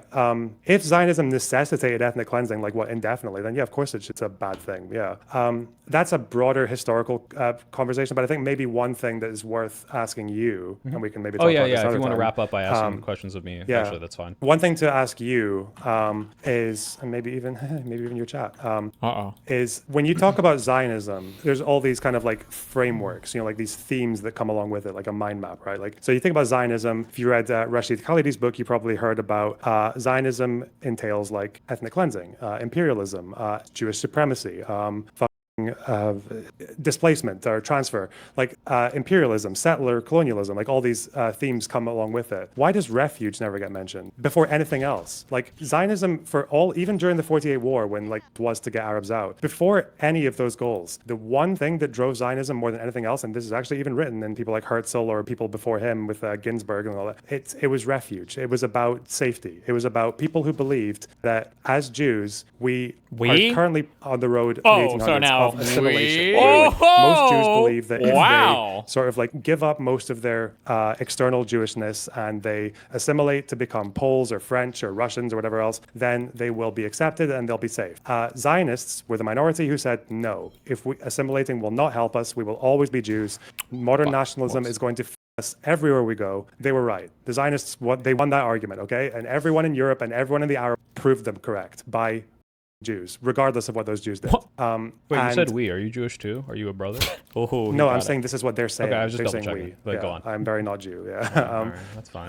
Yeah. You're not invited to the cookout. I'm not. No. Yeah. So that was like that's where Zionists like that was their main argument. And had it not been for all the crimes of like the Russian Empire or the Nazis, or had it not also been for every other country basically closing their door on Jews, like a lot of Jews went to America before they went to Israel. But then in 1924-25, they passed the Johnson-Reed Act, which Should've just was given the Jews designed to Montana. cap the number of Jews entering the country. Wow. And then if you look at the graph of the number of Jews going to Palestine, British Palestine at that time, that's the first time when it starts to really boom. As soon as America closes their doors, then they're like, okay, well, where else are we going to go? Well, I guess there's Israel, there's Palestine. So before anything else, Zionism is a refugee movement. They are people who had nowhere else to go in the world. And throughout the beginning and the middle of the 20th century, progressively, every country closes their doors. The Evian Conference in the middle of the Holocaust is basically like, yeah, that's bad, but I don't know. Did they have to come here? Like, and then after they saw the camps, I think America made an exception for like a few 100,000 Jews, but Johnson-Reed stayed in place. They kept their quotas. Rest of the European countries kept their quotas. There was a pogrom in Poland in 1946 after the war ended where 1,000 Jews were killed. And then, so these people had nowhere else to go. And then they go to the Middle East, they go to Palestine, which is the one place where they seem to have any hope of living in some kind of like sense of safety, or having which they believe the only safety they can have is as a nation where they're the majority, because that's like, and this is happening all over Europe as well, with like post-empire nationalism is like the new progressive way for persecuted groups to be safe. They go there, and then the Palestinian leadership in the early 20s, the Palestine Congress is headed by a guy, Musa Qasim al-Husseini, who believes in the protocols. He's writing to Churchill about the protocols of the Elders of Zion, which he believes are authentic. And then you've got the head of the Arab Committee. The Protocols of the Elders of Zion is the secret Zionist Jewish community that was trying to take over the world and kill all the children. The Haj Amin al-Husseini, I think it's his brother or his cousin, he is a Nazi. He's literally recruited by the Nazis to do propaganda and to get Bosniaks in Eastern Europe to take part in the SS. So these are like the leaders of a potential Arab state in Palestine. And the Zionists are kind of thinking, well, I'm not too sure about that. That's quite dangerous to a group that's just been fleeing, right? Oh. So they decided that this is the last place we're going to run away to. We've been praying about Jerusalem for like 2,000 years or whatever. So like they plant their flag in the ground. They accept the partition plan in 47, and the Arab leaders say no. They want all of the land to be Palestine. And obviously the Palestinians at the time, yeah, you guys have suffered a lot, but like, why is that our problem? Like, why should we give up our? Yeah, because they're becoming nationalists as well. And then, so yeah, they have a pretty just cause in that sense as well. But again, it's like just causes clashing together. But then after the 48 war and Israel being established, all the Jews in the Arab countries in Libya, Morocco, Egypt, Syria, Lebanon, like all of them are blamed for what happens in 48, and they are persecuted. They're already being persecuted in some places. They're being criminalized. Like Zionist activity is outlawed. By Zionist activity, like in Iraq, it was like if you had a biblical map of the Holy Land, if you possessed a map, you could be convicted of Zionist activity and extorted and jailed. So they get the opportunity when countries open their doors to leave, and pretty much all of them do. Each one of these countries completely empties of their Jewish populations that have lived there for like over 1,000, 2,000 years, and they all go to Israel. Some go to France, some go to America, but most of them go to Israel. And like the question I'd have for you, sorry for the rant, but the question I would have for you is, why is that particular theme of Zionism, like that, the bigger motivator than anything else, the theme of refuge, why is that just never brought up by anti-Zionists? Like, why is that never mentioned, let alone the thing that kind of drove it in the first place? I guess, I mean, like, if you want to give, like, the steelman position of why it's not for the steelman for, like, the Zionist position is, because this makes them look at the very least, a little sympathetic, and, like, you can't introduce any amount of sympathy to Zion. But the reason I wouldn't bring it up is, like, or I do bring it up, but I'm just like, this doesn't matter to me now, is it doesn't justify the worst parts of the consequences of having established it that way, even if it might have, again, been a just cause. Like you said, like, these just cause clashing have led to 80 years plus of conflict, and does that necessarily necessarily I can't say necessarily today. Does that necessarily mean that like anything that happens after that must take into consideration like Jews need refuge? And I guess the answer is like no. I think it doesn't necessarily come into the conversation for me now, where it's like, yeah, okay, maybe in the 40s this is the worst it had ever been, probably hopefully will ever get, but that doesn't mean that like now I'm going to take that into consideration of Israel's current actions, of what will happen with Palestine and the West Bank. It's a lot less important to me. That was like the whole thing I brought up at the beginning. Was like, if Zionism necessitates the actions that Israel is taking now, which it seems to not be, and your prescription is that it doesn't, like it matters a lot less. But yeah. Okay, but I think that does address. But to the question of anti-Zionism, like obviously anti-Zionism is like Israel shouldn't exist at all as a Jewish state. Like, is that what you believe? I don't know if I think that he is a mega Zionist. Oh no, XQC, who are the victims? Poke, you realize people can be victims of cheating, right? Oh, true.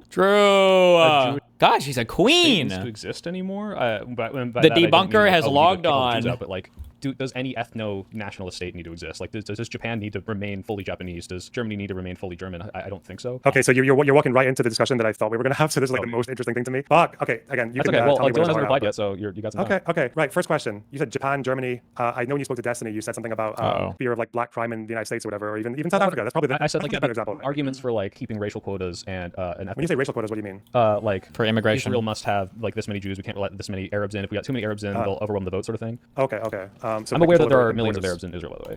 Yeah, like a fifth of the population. Yeah. But yeah, like that, again, left, right, actually closer to Israeli 2/9 Jew of the you find, population. they're going to want a Jewish majority. Yeah, unless they're fucking like Hadash or some crazy. Which is like, I mean, most states do this, but like it reminded me, and it was evocative of like white supremacist arguments for, well, if we let when too we many say black people Jewish in, or majority, black people do in we this mean city, like then this will Jewish via race or Jewish via like culture, like not culture but religion? Oh, it's always ethnicity, race. It's always that. It's never religion. Nothing about this has anything to do with the religion. Anybody that brings up religion none of them care about it. Yeah, will happen. And like even if that was true, if there was like a black crime gene, I don't think that justifies the ethnic cleansing. You'd have to like wait, is it ethnic cleansing to control your immigration for demographics? To say you can't immigrate to here big enough into mass numbers? I guess it's not cleansing because it's preventing the ethnic shift at all. But it's like it's like saying that like if Arabs want to immigrate to Israel, we're probably going to have like low numbers to keep a Jewish majority. That's like the gist, right? Sure, but I would view that as the same justification for, hey, there are too many Arabs in the country, let's export a bunch of them, right? Like it's the same mentality. Does that make sense? Okay. Yeah. A couple of questions. No, wait. No. I think controlling immigration. Let me say it one more time.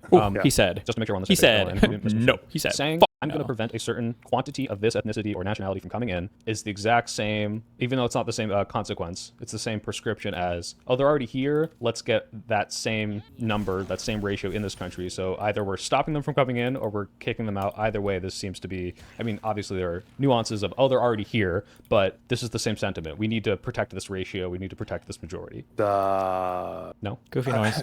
Okay, I see what you're saying in terms of like their mindset, but okay, I would rather get turned down entry to a country than kicked out of where I live. Yeah, that's like why I said, like, well, if it's already here and this is your home, obviously you're going to have a distinction. Okay, there, but like, it's the same sentiment. You're making me want to ask so many questions. Okay, so one. Okay, fire away. You mentioned America or like a fear of like black racism or like Japan or apartheid South Africa is a good example, right? Like the fear of giving them voting rights because black people became the majority with voting rights, right? My question is, do you think anti-Semitism and anti-white racism are equally valid concerns? There you go. No. I think the people who make the arguments view them the same, but doesn't I think matter. Anti-Semitism is a obviously much more realistic one. I mean, like, you know, there are people who say white genocide. That would be like the utmost, like you are conflating a slight decline in your demographics due to natural population shifts to this country came in and tried to wipe out the Jewish population versus like. Be careful not to get caught up in defending or disagreeing with certain things because you think it leads to another thing. What do you mean in this instance? That's all I'm going to say. Okay. Sometimes there can be things that are justified. The reason why we say those things are bad, though, can rest on the underlying fact of the matter. So, for instance, when we say that January 6th was bad because it was bad to perform or to commit to an insurrection, it's not really what we mean, even though that's what we're saying, because we're taking for granted the underlying fact of the matter. If it was the fact of the matter, first of all, the country was founded on insurrection, right, and rebellion against. So it's kind of weird to have that as a rule, but which isn't the best argument. But then also there's the fact that if it was the case that Democrats and states and the Democratic Party had like conspired to steal the election and rig the ballot box, do these other things. I mean, like, you could argue that, or not even you could argue, like maybe an insurrection is justified in that case, right? The underlying fact of the matter does matter here. That makes sense. Yeah. So this idea of like, it would be bad to have a white ethno-state, right? But like, so then why is it okay to have the Jewish ethno-state? Well, the underlying fact of the matter of, are Jews threatened in the world? Yeah. Are white people? Not really. But if white people were, I don't know, maybe you could make that argument. Yeah, if we had a country of 1 million white people and we were surrounded by 100 million purple people or whatever, and they all wanted to immigrate, you could argue that, well, and especially if they wanted to kill you, well, the fact of the matter there is you probably should protect your ethnic population in that case because it is under threat, Yeah. Same thing. Like anti-white racism is not even close historically to sexism. Yeah. So my next question is, Israelis don't want to be a minority in the Middle East. They don't want to be, and logically, any country that does become a majority there would be Arabs because that's their neighbors. Can you name a single Arab or Muslim country in the last 100 years that has protected their Jewish minority adequately? Oh my God. So if Israel Zionist ceased to be this bad thing, you say, an ethno-nationalist state, preserving a demographic, if they cease to be that, how are you betting on, what are your odds on the Israeli Jews and their futures? Okay, well, this kind of goes into like the very beginning of what I was saying, which is like, it is entirely plausible to me that if there was a significant Muslim voting bloc in this place that had anti-Jewish or anti-Israel sentiment, that this could lead to, apartheid, it could lead to persecution, it could lead to ethnic cleansing of Jewish and Israeli people, and that would not be good. And that's not to say that like, oh, this is the natural consequence of what is going to happen, and you need to let it happen because what you're doing is bad right now. It's just, is that the ultimate and only outcome, and does that necessarily justify every behavior taken to prevent that? No, we're not talking about justifying every behavior. I'm talking about the simple principle, absent the other behavior. We're talking about the simple principle of Israel being allowed to exist as a Jewish state. They don't need to control the West Bank. They don't need to control Gaza. We're just talking about them existing as a Jewish state, like in this world. So that's basically them saying that we're going to control immigration. And because it sounds like you think they don't have a right to want that. Sorry, audio does the thing. It cut you off after world. My audience can hear you. I can't. I don't know why my okay. Limeo. What the f- are saying from the world? For this world, it's like not about justifying actions. In this world, we're not talking about does this fear justify every action. I'm not asking you that. Obviously, it doesn't. I'm asking you if it justifies them wanting to preserve a Jewish majority in the country. Oh. I mean, the sentiment is justified, where it's like a valid fear to see. Hey, I've seen that when similar populations get a majority in all these other countries, it seems to like result in our prosecution, death, whatever.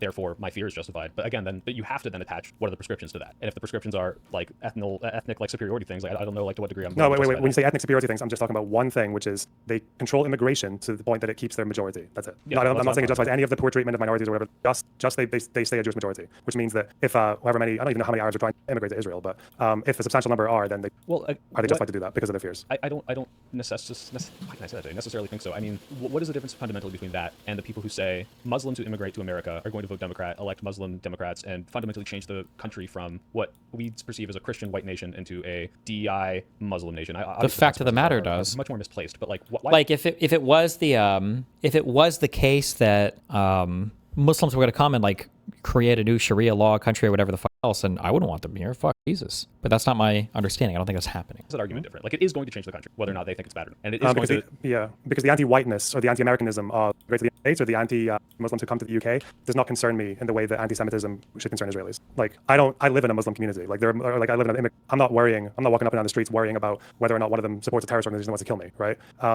If any Arab population becomes the majority in Israel, it would be Palestinians because that's like because of what they advocate for with the refugee problem, with right of return. Okay, wait.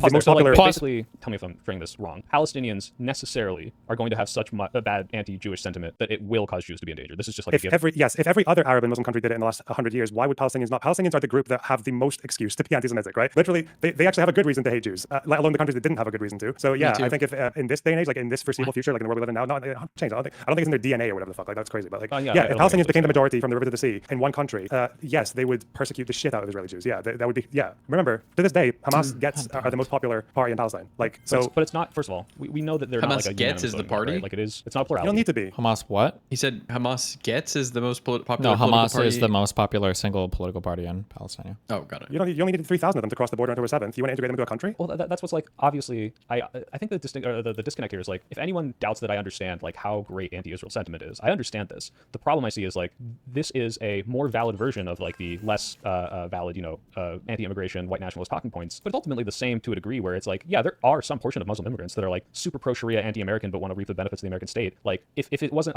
100% of them, if it was 80%, if it's hot take.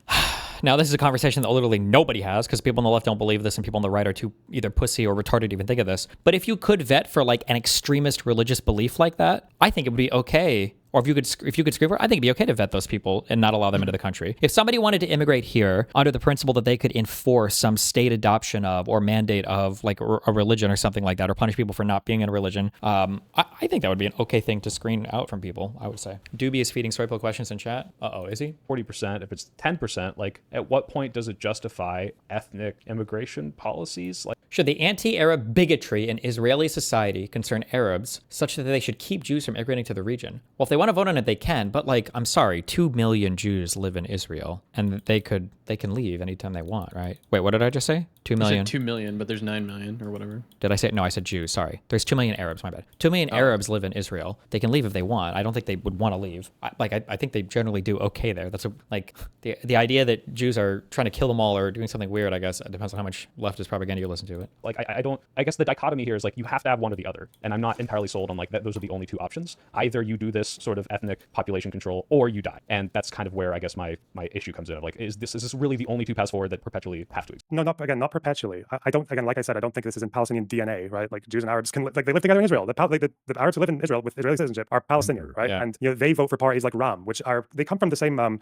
reformist Islam like school of thought that Hamas came from, but they preach coexistence, right? Of course, it's not impossible, but we're talking about whilst this ideology still exists, and whilst you poll every Middle Eastern country on anti-Semitic attitudes and the protocols and the Holocaust and all that shit, you get like 70, 80, 90% strong anti-Semitic attitudes. It's like you said, like when we talk about Muslims coming to the UK or America, like what happens? I think we've had one suicide bombing in 10 years with millions of Muslims living in the UK without they're not all being monitored, and there's not like a military breathing down their neck and surveilling their phones and all this shit all 24/7. We got one suicide bombing. Oh, Doobie's the top dono, the top Chad. Isn't this essentially the argument slavers used to extend African American slavery? We have the wolf by the ear and we can't safely let him go. So what? They're just oppressed forever? Well, slaves, I'm sorry, I'm pretty sure this is true. Slaves were never a majority of the US population, right? Even at the height of slavery? What was like the percentage makeup, the difference between white people and black people in the US at the peak slavery moment? Like, I don't think there was ever a legitimate threat that all black people would rise up and kill all the white people in US society. Like, man, you know what's bullshit? Do you know what the 3/5 compromise is?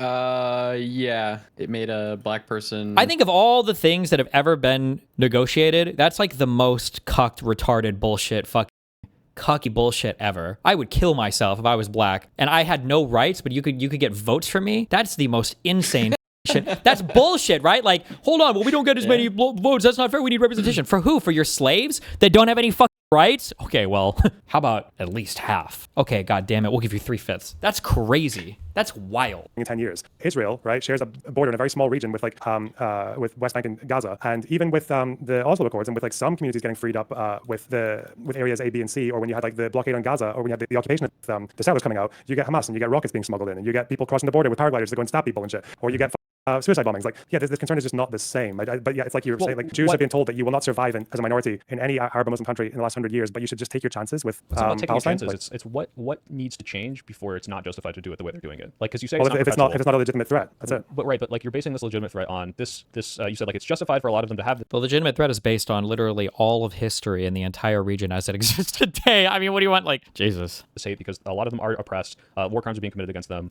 and so you say it's not perpetual, but this keeps happening. Like, let's say you get your ideal two-state solution type thing. Like, is Lebanon, is Syria, is Libya, is Egypt, are they allowed to also be controlled coming into the? They are ethno-states. Country, like to that extent. They already kind of are. Like, I know. Well, that's what I'm saying. Is like yeah, they all kind of do. Every single other state in the region does. So that's kind of awkward because it's like, well, should they? Well, I guess literally every single state in the region, I guess, already does. Sure, yeah. You say it's not perpetual, that it's not ingrained in their DNA, but then like what actually would need to change where you say, okay, now we don't need to do this anymore, right? Well, they don't need to do it anymore. Is like that would be a situation where, let's say, instead of Hamas polling as the most popular party in the West Bank or in the refugee camps in Lebanon, whatever else, what if it was RAM, right? I hate this talking point by Lonerbox. I wish I'm going to be one day the strongest pro-Palestinian debater, okay? You can't say that as long as Hamas is the majority party. This is what I said before. The solution is you run a vote in Palestine and then you make the leaders negotiate. If Hamas wins, then Hamas wins. That's who you have to deal with. If in a government where Ben Giver and Smoltrich, who are insane people, I think both these guys even live in outposts, basically settlements. If crazy lunatics like that are allowed to be part of the Israeli government, I don't know if you really have much ground to stand on to say that, like, well, what if Hamas wins the vote? I mean, Netanyahu is a coalition with some of the craziest motherfuckers, in all of Israel. The go-to example is always the Ben Giver guy. Literally had a framed picture behind him of a crazy ultra rabid far right Zionist terrorist who went and did a massive shooting in the Cave of the Patriarchs. I think Brian Goldstein sounds like his name. But he had a picture of this guy behind him. It's fucking wild. So I don't know. I don't like this talking point from Lonerbox. What I would say, you can't continue to terrorize or whatever you want to call it, like a group of people, and then say, well, they still prefer Hamas. So what are we gonna do? It's like, well, yeah, no shit. Who the fuck else are they gonna prefer right now? But I mean, I agree with like Lonerbox on 99% of things. But I feel like Zoner.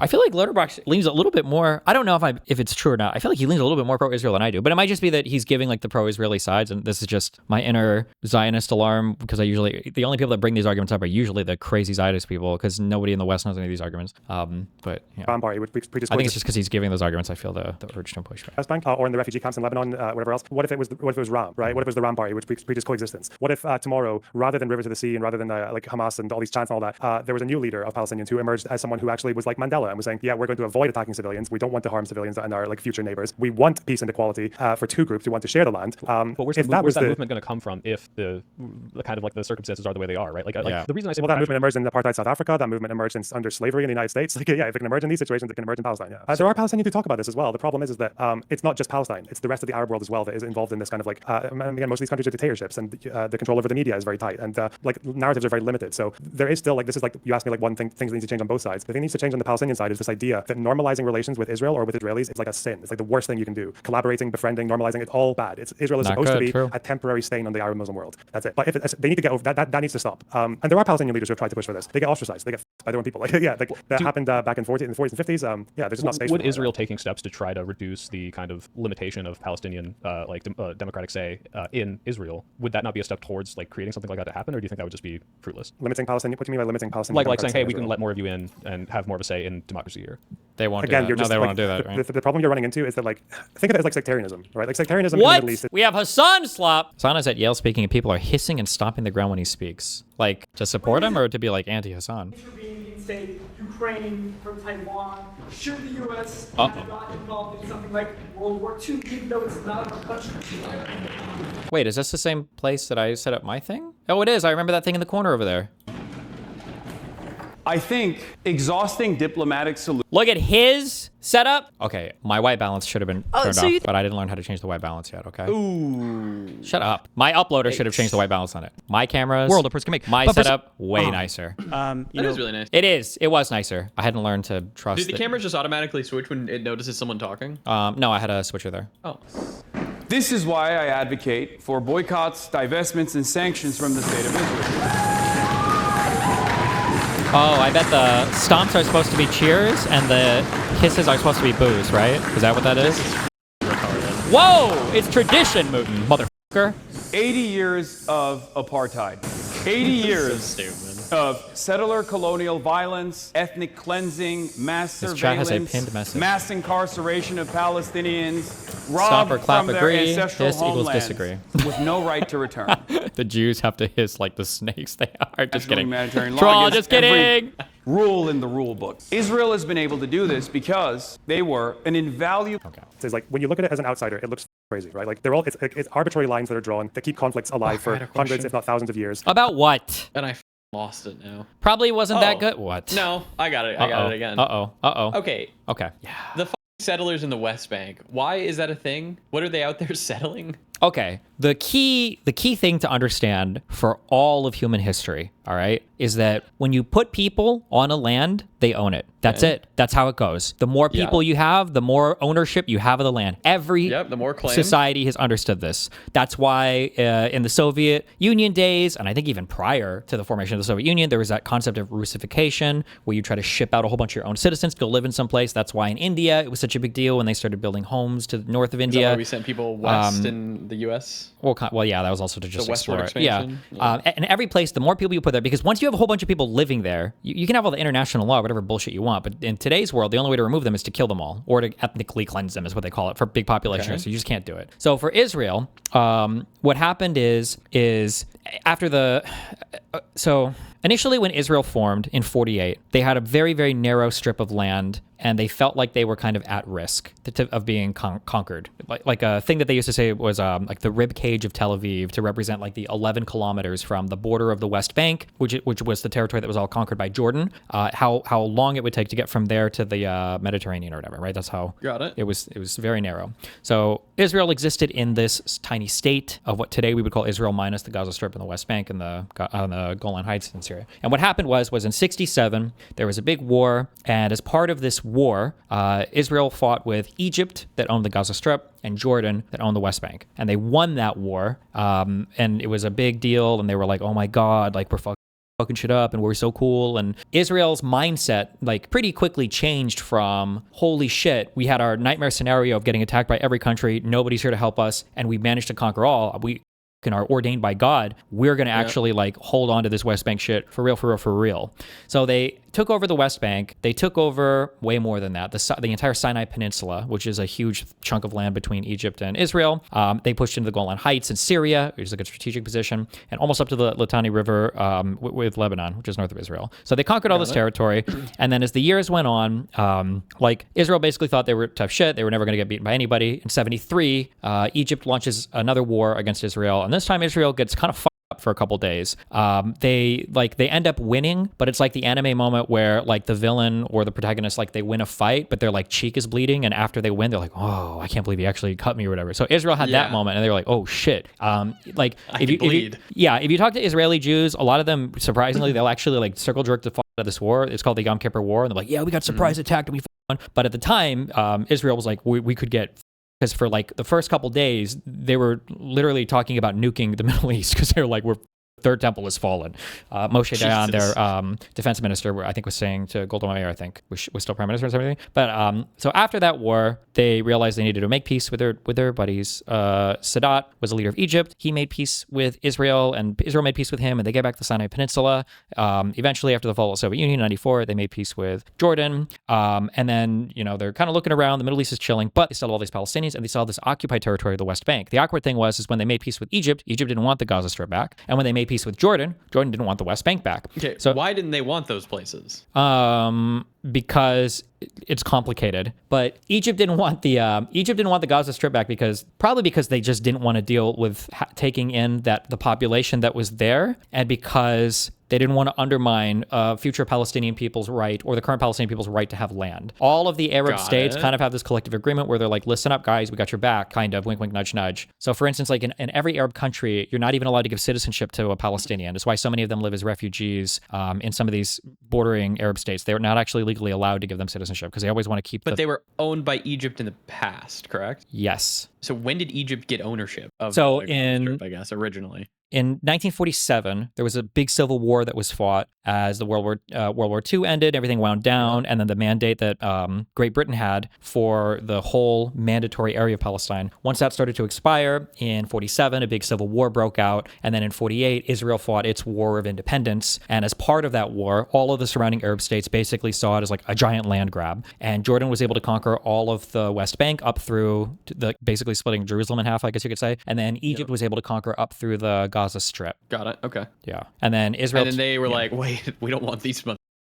No. So when Israel went and conquered it, they were just like, yeah, we don't want them back. You can keep it. Yeah. That's fine. Yeah. Okay. And then for Jordan, on the West Bank, it was the same thing. When Israel conquered the West Bank, they made peace with Jordan. I don't know if there was ever an offer to give the West Bank back to Jordan. I don't remember those talks, but I don't think Israel would have necessarily given it back. I'm not sure. But after the 90s and then up to 2000, basically after that 67 war, and then after 73 especially, Israel's like, we are ordained by God, we've got this.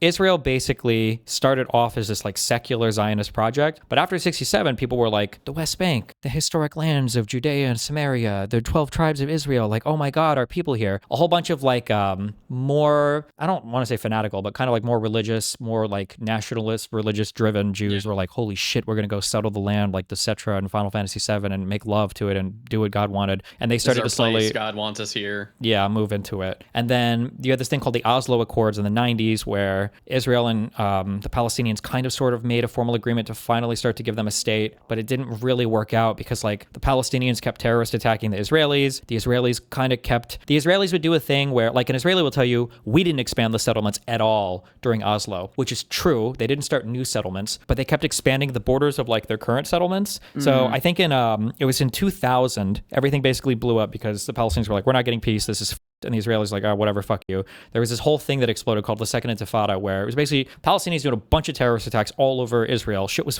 for 4 or 5 years. Arafat never called off any violence because he thought it was based in epic. And then all the Israelis were like, well, we're never going to be able to make peace. And the leader at the time, Sharon, said that the West Bank and the Gaza Strip was going to be the death of Israel because they can't hold on to either territory because it's like de facto kind of an apartheid. They're occupying a territory that they're never going to give the people equal rights in, but they also don't want to like give the territory up. So Sharon wanted to pull every single Jew out of the Gaza Strip and every single Jew out of the West Bank, but everybody in Israel was like super ass-pained at this. He only managed to get them all out of the Gaza Strip. And there's like videos where you can see Israelis are like crying and screaming as they're ripped from their homes by the IDF because Sharon realized like it's untenable. They can't do this. But he didn't have he wasn't able to remove them all out of the West Bank. At that time, they tried to make peace there. I want to say, don't quote me on this, but I think it was it 200,000? I think maybe 200,000 Jews, if that, lived in the West Bank. But now that number is up to, Jesus, how many are in the West Bank? Is it like 2 million? Is it a million? It might be 800,000, 700,000, but it's a lot. There are way, way, way more there. And the issue is that like Israel is just, the more that are there, the harder it is for there to be any kind of like negotiated like territory, because now it's like, well, are we really going to move all these Jews out? And they know that, and that's why they keep moving more and more and more and more people there to kind of shore up their territorial strength, basically. Yeah. Got it. So then why do the Jews keep with the Palestinians? Is it just because of the October 7th attack? They were like, all right, well, game back on. We're gonna go with you. What you're basically doing is like you have like tank units, but they never actually attack, but you can draw aggro for them. So the goal is what you do is you take a goat or you take some shit down to some valley, and then you hope that like some Palestinian tries to attack it or move it off your area, and then when he does, then you come in and you fight with him, and then as soon as the Palestinian like tries to attack you, you call the IDF, or the IDF comes in, they're like, oh, well, we're gonna get attacked by Palestinians. The IDF will come in, they'll clear out the Palestinians. Usually they tell the Israelis to fuck off, but if you're an Israeli and you manage to like build a base, if you get like a box or some shitty trailer setup, as long as you can get, it's a microcosm of really all of Israel, of all of the world, is what outposters try to do is they just try to go and they try to start to build like shitty homes and shitty houses and areas out into these like Palestinian areas, and as long as they can get enough there, eventually it just becomes like a de facto settlement, and then it just grows out from there, and now they have like a new little city. Yeah. But why would, okay, so I understand why they're going to the West Bank, because they're a little bit more fanatic, etc. So are they just going out there and living off the land and like starting a farm and like having like small families out there and shit? And then I mean, some of them will, but I mean, you can travel between like getting from the West Bank into Israel is pretty easy if you're Jewish, because there are separate checkpoints for you. There's even privately run ones where you can buy your own like ID system to go in and out. So you can always go into Israel proper if you need to buy shit. But I mean, like the communities can be fairly self-sufficient. Like these are all very wealthy people. I'm sure some of these settlements, they have like their own grocery stores and shit inside of the settlements. You don't technically have to leave, I think. Yeah. Okay. All right. It makes more sense now. Yeah. But so the frustrating part is, from my perspective, is that the status quo definitely favors Israel, but the whole Western community that's like pro-Palestinian is just encouraging the Palestinians to fight. But like as time goes on, the Israelis are just gaining more citizens inside the West Bank, and yeah, I mean like they're upping their legitimacy of being there. Yeah, because you're not going to kick out. Yeah, you're not going to kick out 750,000 Jews. Like even when they were doing their negotiations in the 90s to try to figure out like what the West Bank would look like, a commonly talked about term was land swaps. The goal was they were probably going to land swap most of it so that like 95% of the Jews that were in the West Bank wouldn't have to move. But the reason why was because most of them were near the armistice lines from the 67 war anyway, the 48 war actually, because they're like where the territory was conquered. So they didn't actually live like really deep into the West Bank. But now it's like grown so much, it's like, well, what the are you going to do? So why not stop the expansion into the West Bank at this point and kind of just call it like, all right, well, the Jews, they've expanded this far. We can't kick them out in the future. Who would stop the expansion though? Because the Jews want to expand there. Now you've got a government that fully supports your expansion there. Wouldn't the want of stopping terrorism against your people be a motivating factor with stopping expansion? No, you're fighting the good fight. The people that are going out there that are fighting those fights are fucking crazy, but they welcome it. They want to fight. Yeah, that's the goal. Yeah, they're fighting for, and you're fighting from a very safe base of attack as well, right? Like you have the whole IDF behind you if things get like super ultra fucked and nobody around the world. Bad, you call the IDF and then you got the military to come kill them for you. Yeah, if you need, yeah, or at the very least like extract you from it. So. They argue that settlements stop terrorism. I mean, they do by getting rid of all the Palestinians out of there. So, I mean, yeah, if you kill there's none left, or just you kick them out. Terrorism. I mean, triple as. Well. Oh. Okay. And then Gaza got kind of leveled because there were the Hamas terrorists there that they had to root out or whatever. Yeah, I mean, Hamas was the government of the region, but yeah, I mean, they wanted to get rid of all of Hamas there, which is legitimate, but also it's like, I mean, Israel is maintaining an untenable. I mean, like, what do you want me to say? What do you think's going to happen? I mean, yeah. I mean, the people in Gaza are fucked. Israel never ever wants that land, but Egypt's never taking it back. But they're not going to form their own country there. I don't even know if that would be possible.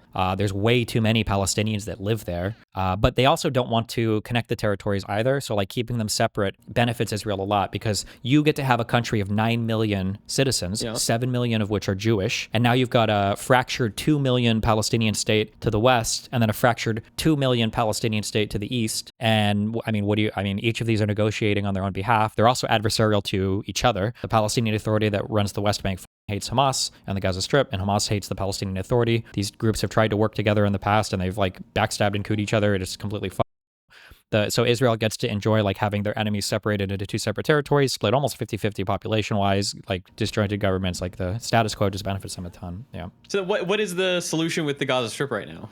Depends on what you want to do with it. Well, yeah, I mean, and who decides that? Israel at this point still? Israel and the United States, which means Israel, yeah. Okay. Did Israel send in like the IDF, like ground forces to go and like clear out Hamas, or were they just bombing? I mean, they sent in ground forces eventually, but they do a lot of bombing, a lot of ground forces, yeah. Okay. Yeah. Like people get mad. Probably at this point, yeah. People get mad, but like Israel does a pretty phenomenal job at limiting civilian casualties as much as it can, given like the circumstances of the battlefield they're playing on. But I mean, like it's not really like anybody that criticizes the actions in war rather than all the conditions around it. I think kind of loses the plot. But the people that criticize Israel's actions in war, in their mind, Israel's not allowed to do anything. They think that Israel should just cease to exist. So it's kind of a hard point to go over. Yeah. Okay. Well, that was my history lesson for the day. And it doesn't really help anyone to behave the way that they do in a lot of these ways, like whether it's in Lebanon or Syria.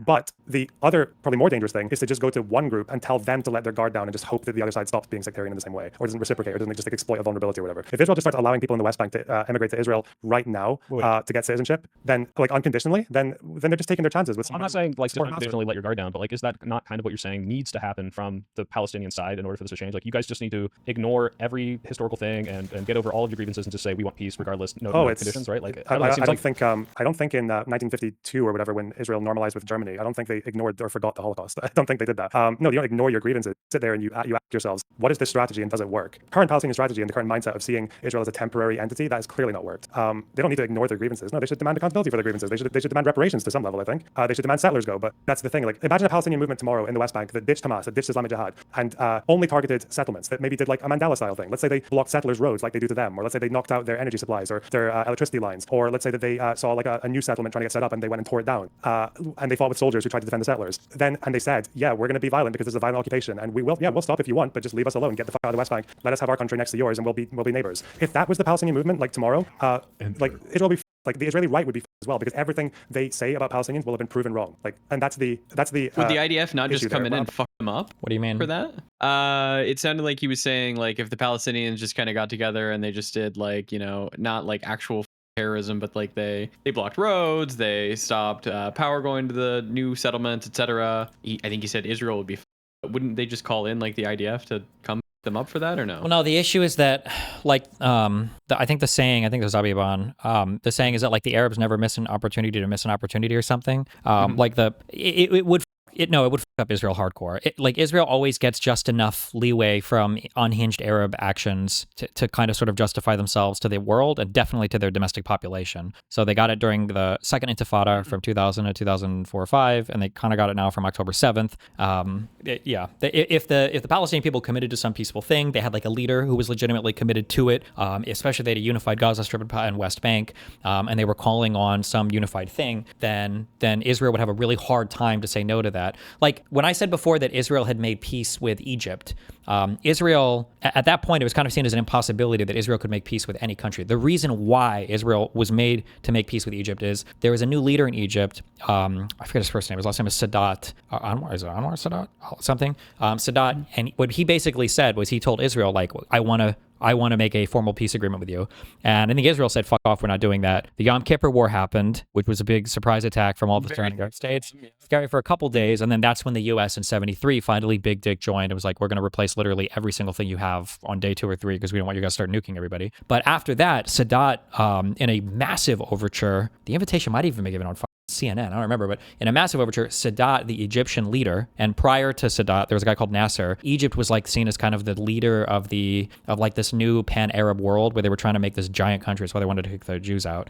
Nasser had been replaced by Sadat. Sadat, the new Egyptian leader, flew to Israel and went to the Israeli Knesset, their Congress, and he gave a speech in the Israeli Knesset to bring like the Israelis to the table. And when you have like pressure like that coming from the Arab side, there's just no way that on the Jewish side you can't. Even your domestic population would be like, well, this is fine. Yeah, 100%. Yeah. But the issue is that like Israel had, or you can argue for Egypt had a state and they had something to gain. Israel was able to give them back the entire Sinai Peninsula, which they also wiped their settlements out of as well. They took all the Jewish people out of the Sinai, although I think there was only like 5,000 people. But yeah, Egypt got the Sinai back, and then they had peace with each other. It was fine. But it's hard if there's like a strong, like the guy that was always representing all the Palestinian people up to 2002 was a guy called Yasser Arafat, and Arafat was a military leader, and that's all he could have ever been. He just never had the mind to be like a political He wasn't a politician. No, yeah. So he was always happy to see the fight as well, and he lived for the fight basically, I think, yeah. So Egypt is still chill to this day with Israel then? Correct. Even when, and there's a big thing because a lot of the more Zionist Jews will tell you like, well, you can never make peace with Arabs. They'll always lie. But there was a huge concern, I think it was in 2011, when the Muslim Brotherhood took over in Egypt, because they're kind of seen as kind of like sort of terroristic elements, Islamists, I think. They're the new president, I think, of Egypt, the Muslim Brotherhood guy, I think literally wrote a letter to the Prime Minister of Israel. I don't know if it was Netanyahu in 2011, basically saying that like, we intend to honor our peace agreement with you, which was a little surprising to people. So yeah, they respected it. Okay. But I'm not asking Palestinians to. The big issue for Palestinian leadership though is that like it's very, very scary for Palestinian leadership to put a deal on the table saying these are our terms that we'll agree to, because no Palestinian leader has ever in the history of all of Palestinian agreements or whatever has ever put down a solid thing on the table. Well, the thing is you just don't want to put something down and be seen as like backstabbing your people. So the big thing is that like there's this concept of like the right of return, and the Palestinians, there's like I think 6 or 7 million Palestinians that are refugees that are outside of Israel and the Palestinian territories. And what a lot of Palestinians will say in like leadership roles is if we have an agreement, a peace agreement, it has to involve the right of return of every Palestinian refugee. So if that happens and they say they should go back to Israel proper, well, now Jews are a minority. So that's like always one of the huge hanging points. And there's never been a Palestinian leader that has ever said, this is the number that we'd be willing to accept. That number is always open-ended. Got it. Because they want to do the right of return or whatever. Correct. Or at least they don't want to take it off the table, yeah. Yeah. Okay. Ignore their grievances or to ignore the pain that's, I'm saying that on their end, there needs to be a leadership and like a movement and a way of thinking about the conflict that actually helps them. Because right now, their current leaders are not doing that. Okay. I think it's frustrating because I don't think you and I disagree on the fear or like the reason why Israel might have to maintain some sort of ethnic majority. I think the problem is that I don't see how it ever moves forward. Like it's funny because I'm like, damn, can anything change your mind? The answer is really no. It's exactly what I thought the first time I ever heard of this. Is like, it's just uber and so many extreme measures have to be taken that don't exist now, and I don't know how you manufacture those measures. I at the very least, first of all, I very much appreciate you taking the time, and I like that at the very least we can come to the prescription of like, hey, people in America today need to be holding politicians accountable and saying like demanding certain conditional aids and actionable things to punish Israel for the worst things they're doing. But yeah, it just becomes this like super frustrating conversation for me because I can look at something bad and people are like, you don't understand why they're doing it. It's like, no, I do. I just don't know if like that's the only option, and if the only option only has to come from like a movement or like some greater project within the oppressed people. Like I don't know. It just seems like this unfair sort of like, well, but that's not going to happen, therefore, and then everything keeps happening the way it is. I don't know. At the end of the day, like we, like as Westerners, it's almost like what maybe you and some activists do as well. Is like, ironically, don't fall victim to like a progressive imperial mindset that exists as well. I think a lot of Westerners seem to overestimate the amount of power that they have over developments in other countries around the world. Like we can do some things, we can pressure the Israeli government, and we should do, and we should pressure them a lot more than we do. But at the end of the day, like we can't change the conflict from just ourselves, right? Changes need to happen everywhere. Not just even Israelis and Palestinians. Qatar would need to change what they're talking about because Al Jazeera is a very important player in the narrative of the Israel-Palestine conflict. Like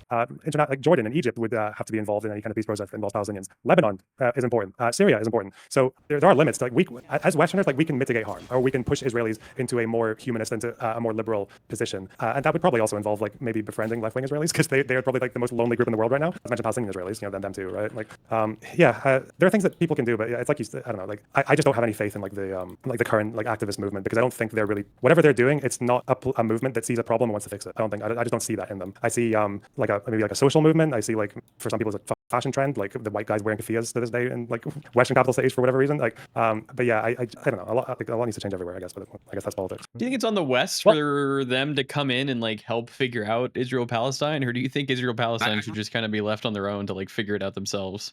No, it has to be a strong U.S. leader. I think that because historically that's just kind of how it's worked always out. like worked since World War II. Am I making this up for Sadat invites Israel speech? Didn't this happen on U.S. media, or am I making this up? I thought that he gave the invitation on like CNN or something, or I don't even know if CNN was there back in the 70s. I don't know how old this is. Did his people like think he was being a cuck? In common day terms. Some people would argue, yeah, he was assassinated. Oh, Jesus. In 81, yeah. But the agreement held strong. Yeah, it did. However, there was a guy called Rabin who was, oh my God, I forgot all that. Was Rabin, it was in 95 when he was assassinated also. I think he was the one, did Rabin do the Oslo Accords? But he was assassinated too, so it's always like... you do something for it, but then you get killed. Jesus Christ. Yeah, yep. Really bad on the Rabin thing, by the way. Before Rabin was assassinated, a lot of the, I think it was the Likud party back then, they were so mad at Rabin for signing the Oslo Accords that the far-right people were doing these demonstrations or protests.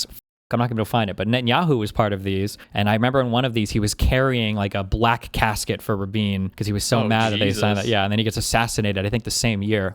I'm not going to find this. It's old footage. But so they assassinated this guy because he did a peace deal, or I would assume there's other reasons, but for Rabin, one of them. Rabin 100%. Sadat, I've heard different things that maybe necessarily it wasn't because of the Camp David Accords or whatever, but probably, yeah. Jesus.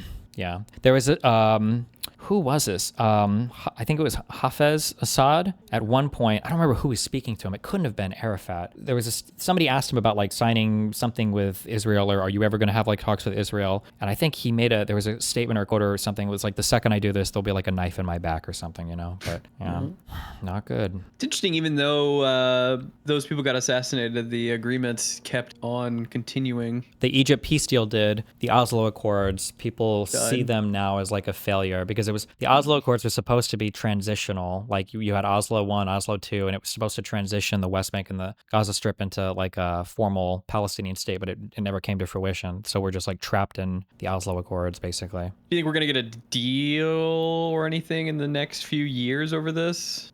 No. Or are we just going to sit in a okay, we're just gonna sit around and no, because on the first big ones for Egypt, the Carter was seen as being largely responsible for, I believe, facilitating those talks. Jimmy Carter. Yeah, it was seen as a really big push from the U.S. president for that. And then for the Oslo Accords, wait, my YouTube stream just died. Wait, did it? Oh, okay. For the Oslo Accords, they signed the Oslo Accords, and then for as close as the closest the Palestinians and Israel have ever been to peace was at the end of Bill Clinton's term, and it was because Bill Clinton was putting in a monumental effort to make peace work as well. So that's why I said before, it probably takes some U.S. leader to come in and facilitate it. But got it. What was the Clinton thing where Hillary was pissed off at him, and then I read something. Hillary was mad at Clinton over, I think, the shit, and then she was ignoring him for like months or maybe a year or whatever. And then there was like a genocide going on. She picked up the phone or something. I called him. What was that for? Serbia? Was it? I don't remember the timelines on the Monica Lewinsky stuff. Maybe, yeah. He immediately went in.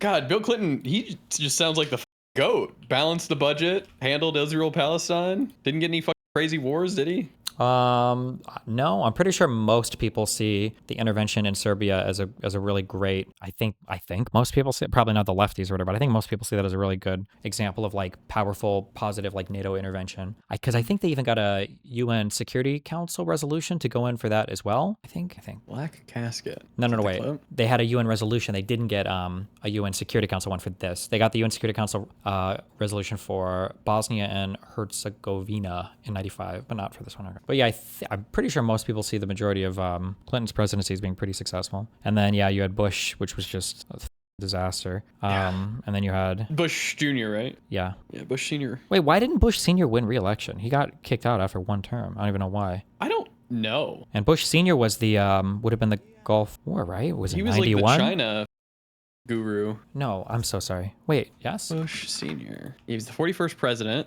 After him would have been Clinton. Right? Yeah, Clinton. He promised no new taxes and then did taxes. Okay. Shrimple ass. Well, what are you going to do? Hold on. JD Vance meme. And I remember having this conversation with my father-in-law, who's an amazing guy. And, you know, and it was actually during a Synod event that I had done where I had somebody who came up to me, and I'm sure a great person, like a wonderful person. It was a Ukrainian American in Cleveland, Ohio. I was campaigning for the Senate. There are a lot of Ukrainian Americans in Cleveland, Ohio. And this person got really agitated at me because I was saying we should stop funding the Ukraine war, okay? And I still believe that, obviously, and it's one of the things I'm proudest that we've done as administration.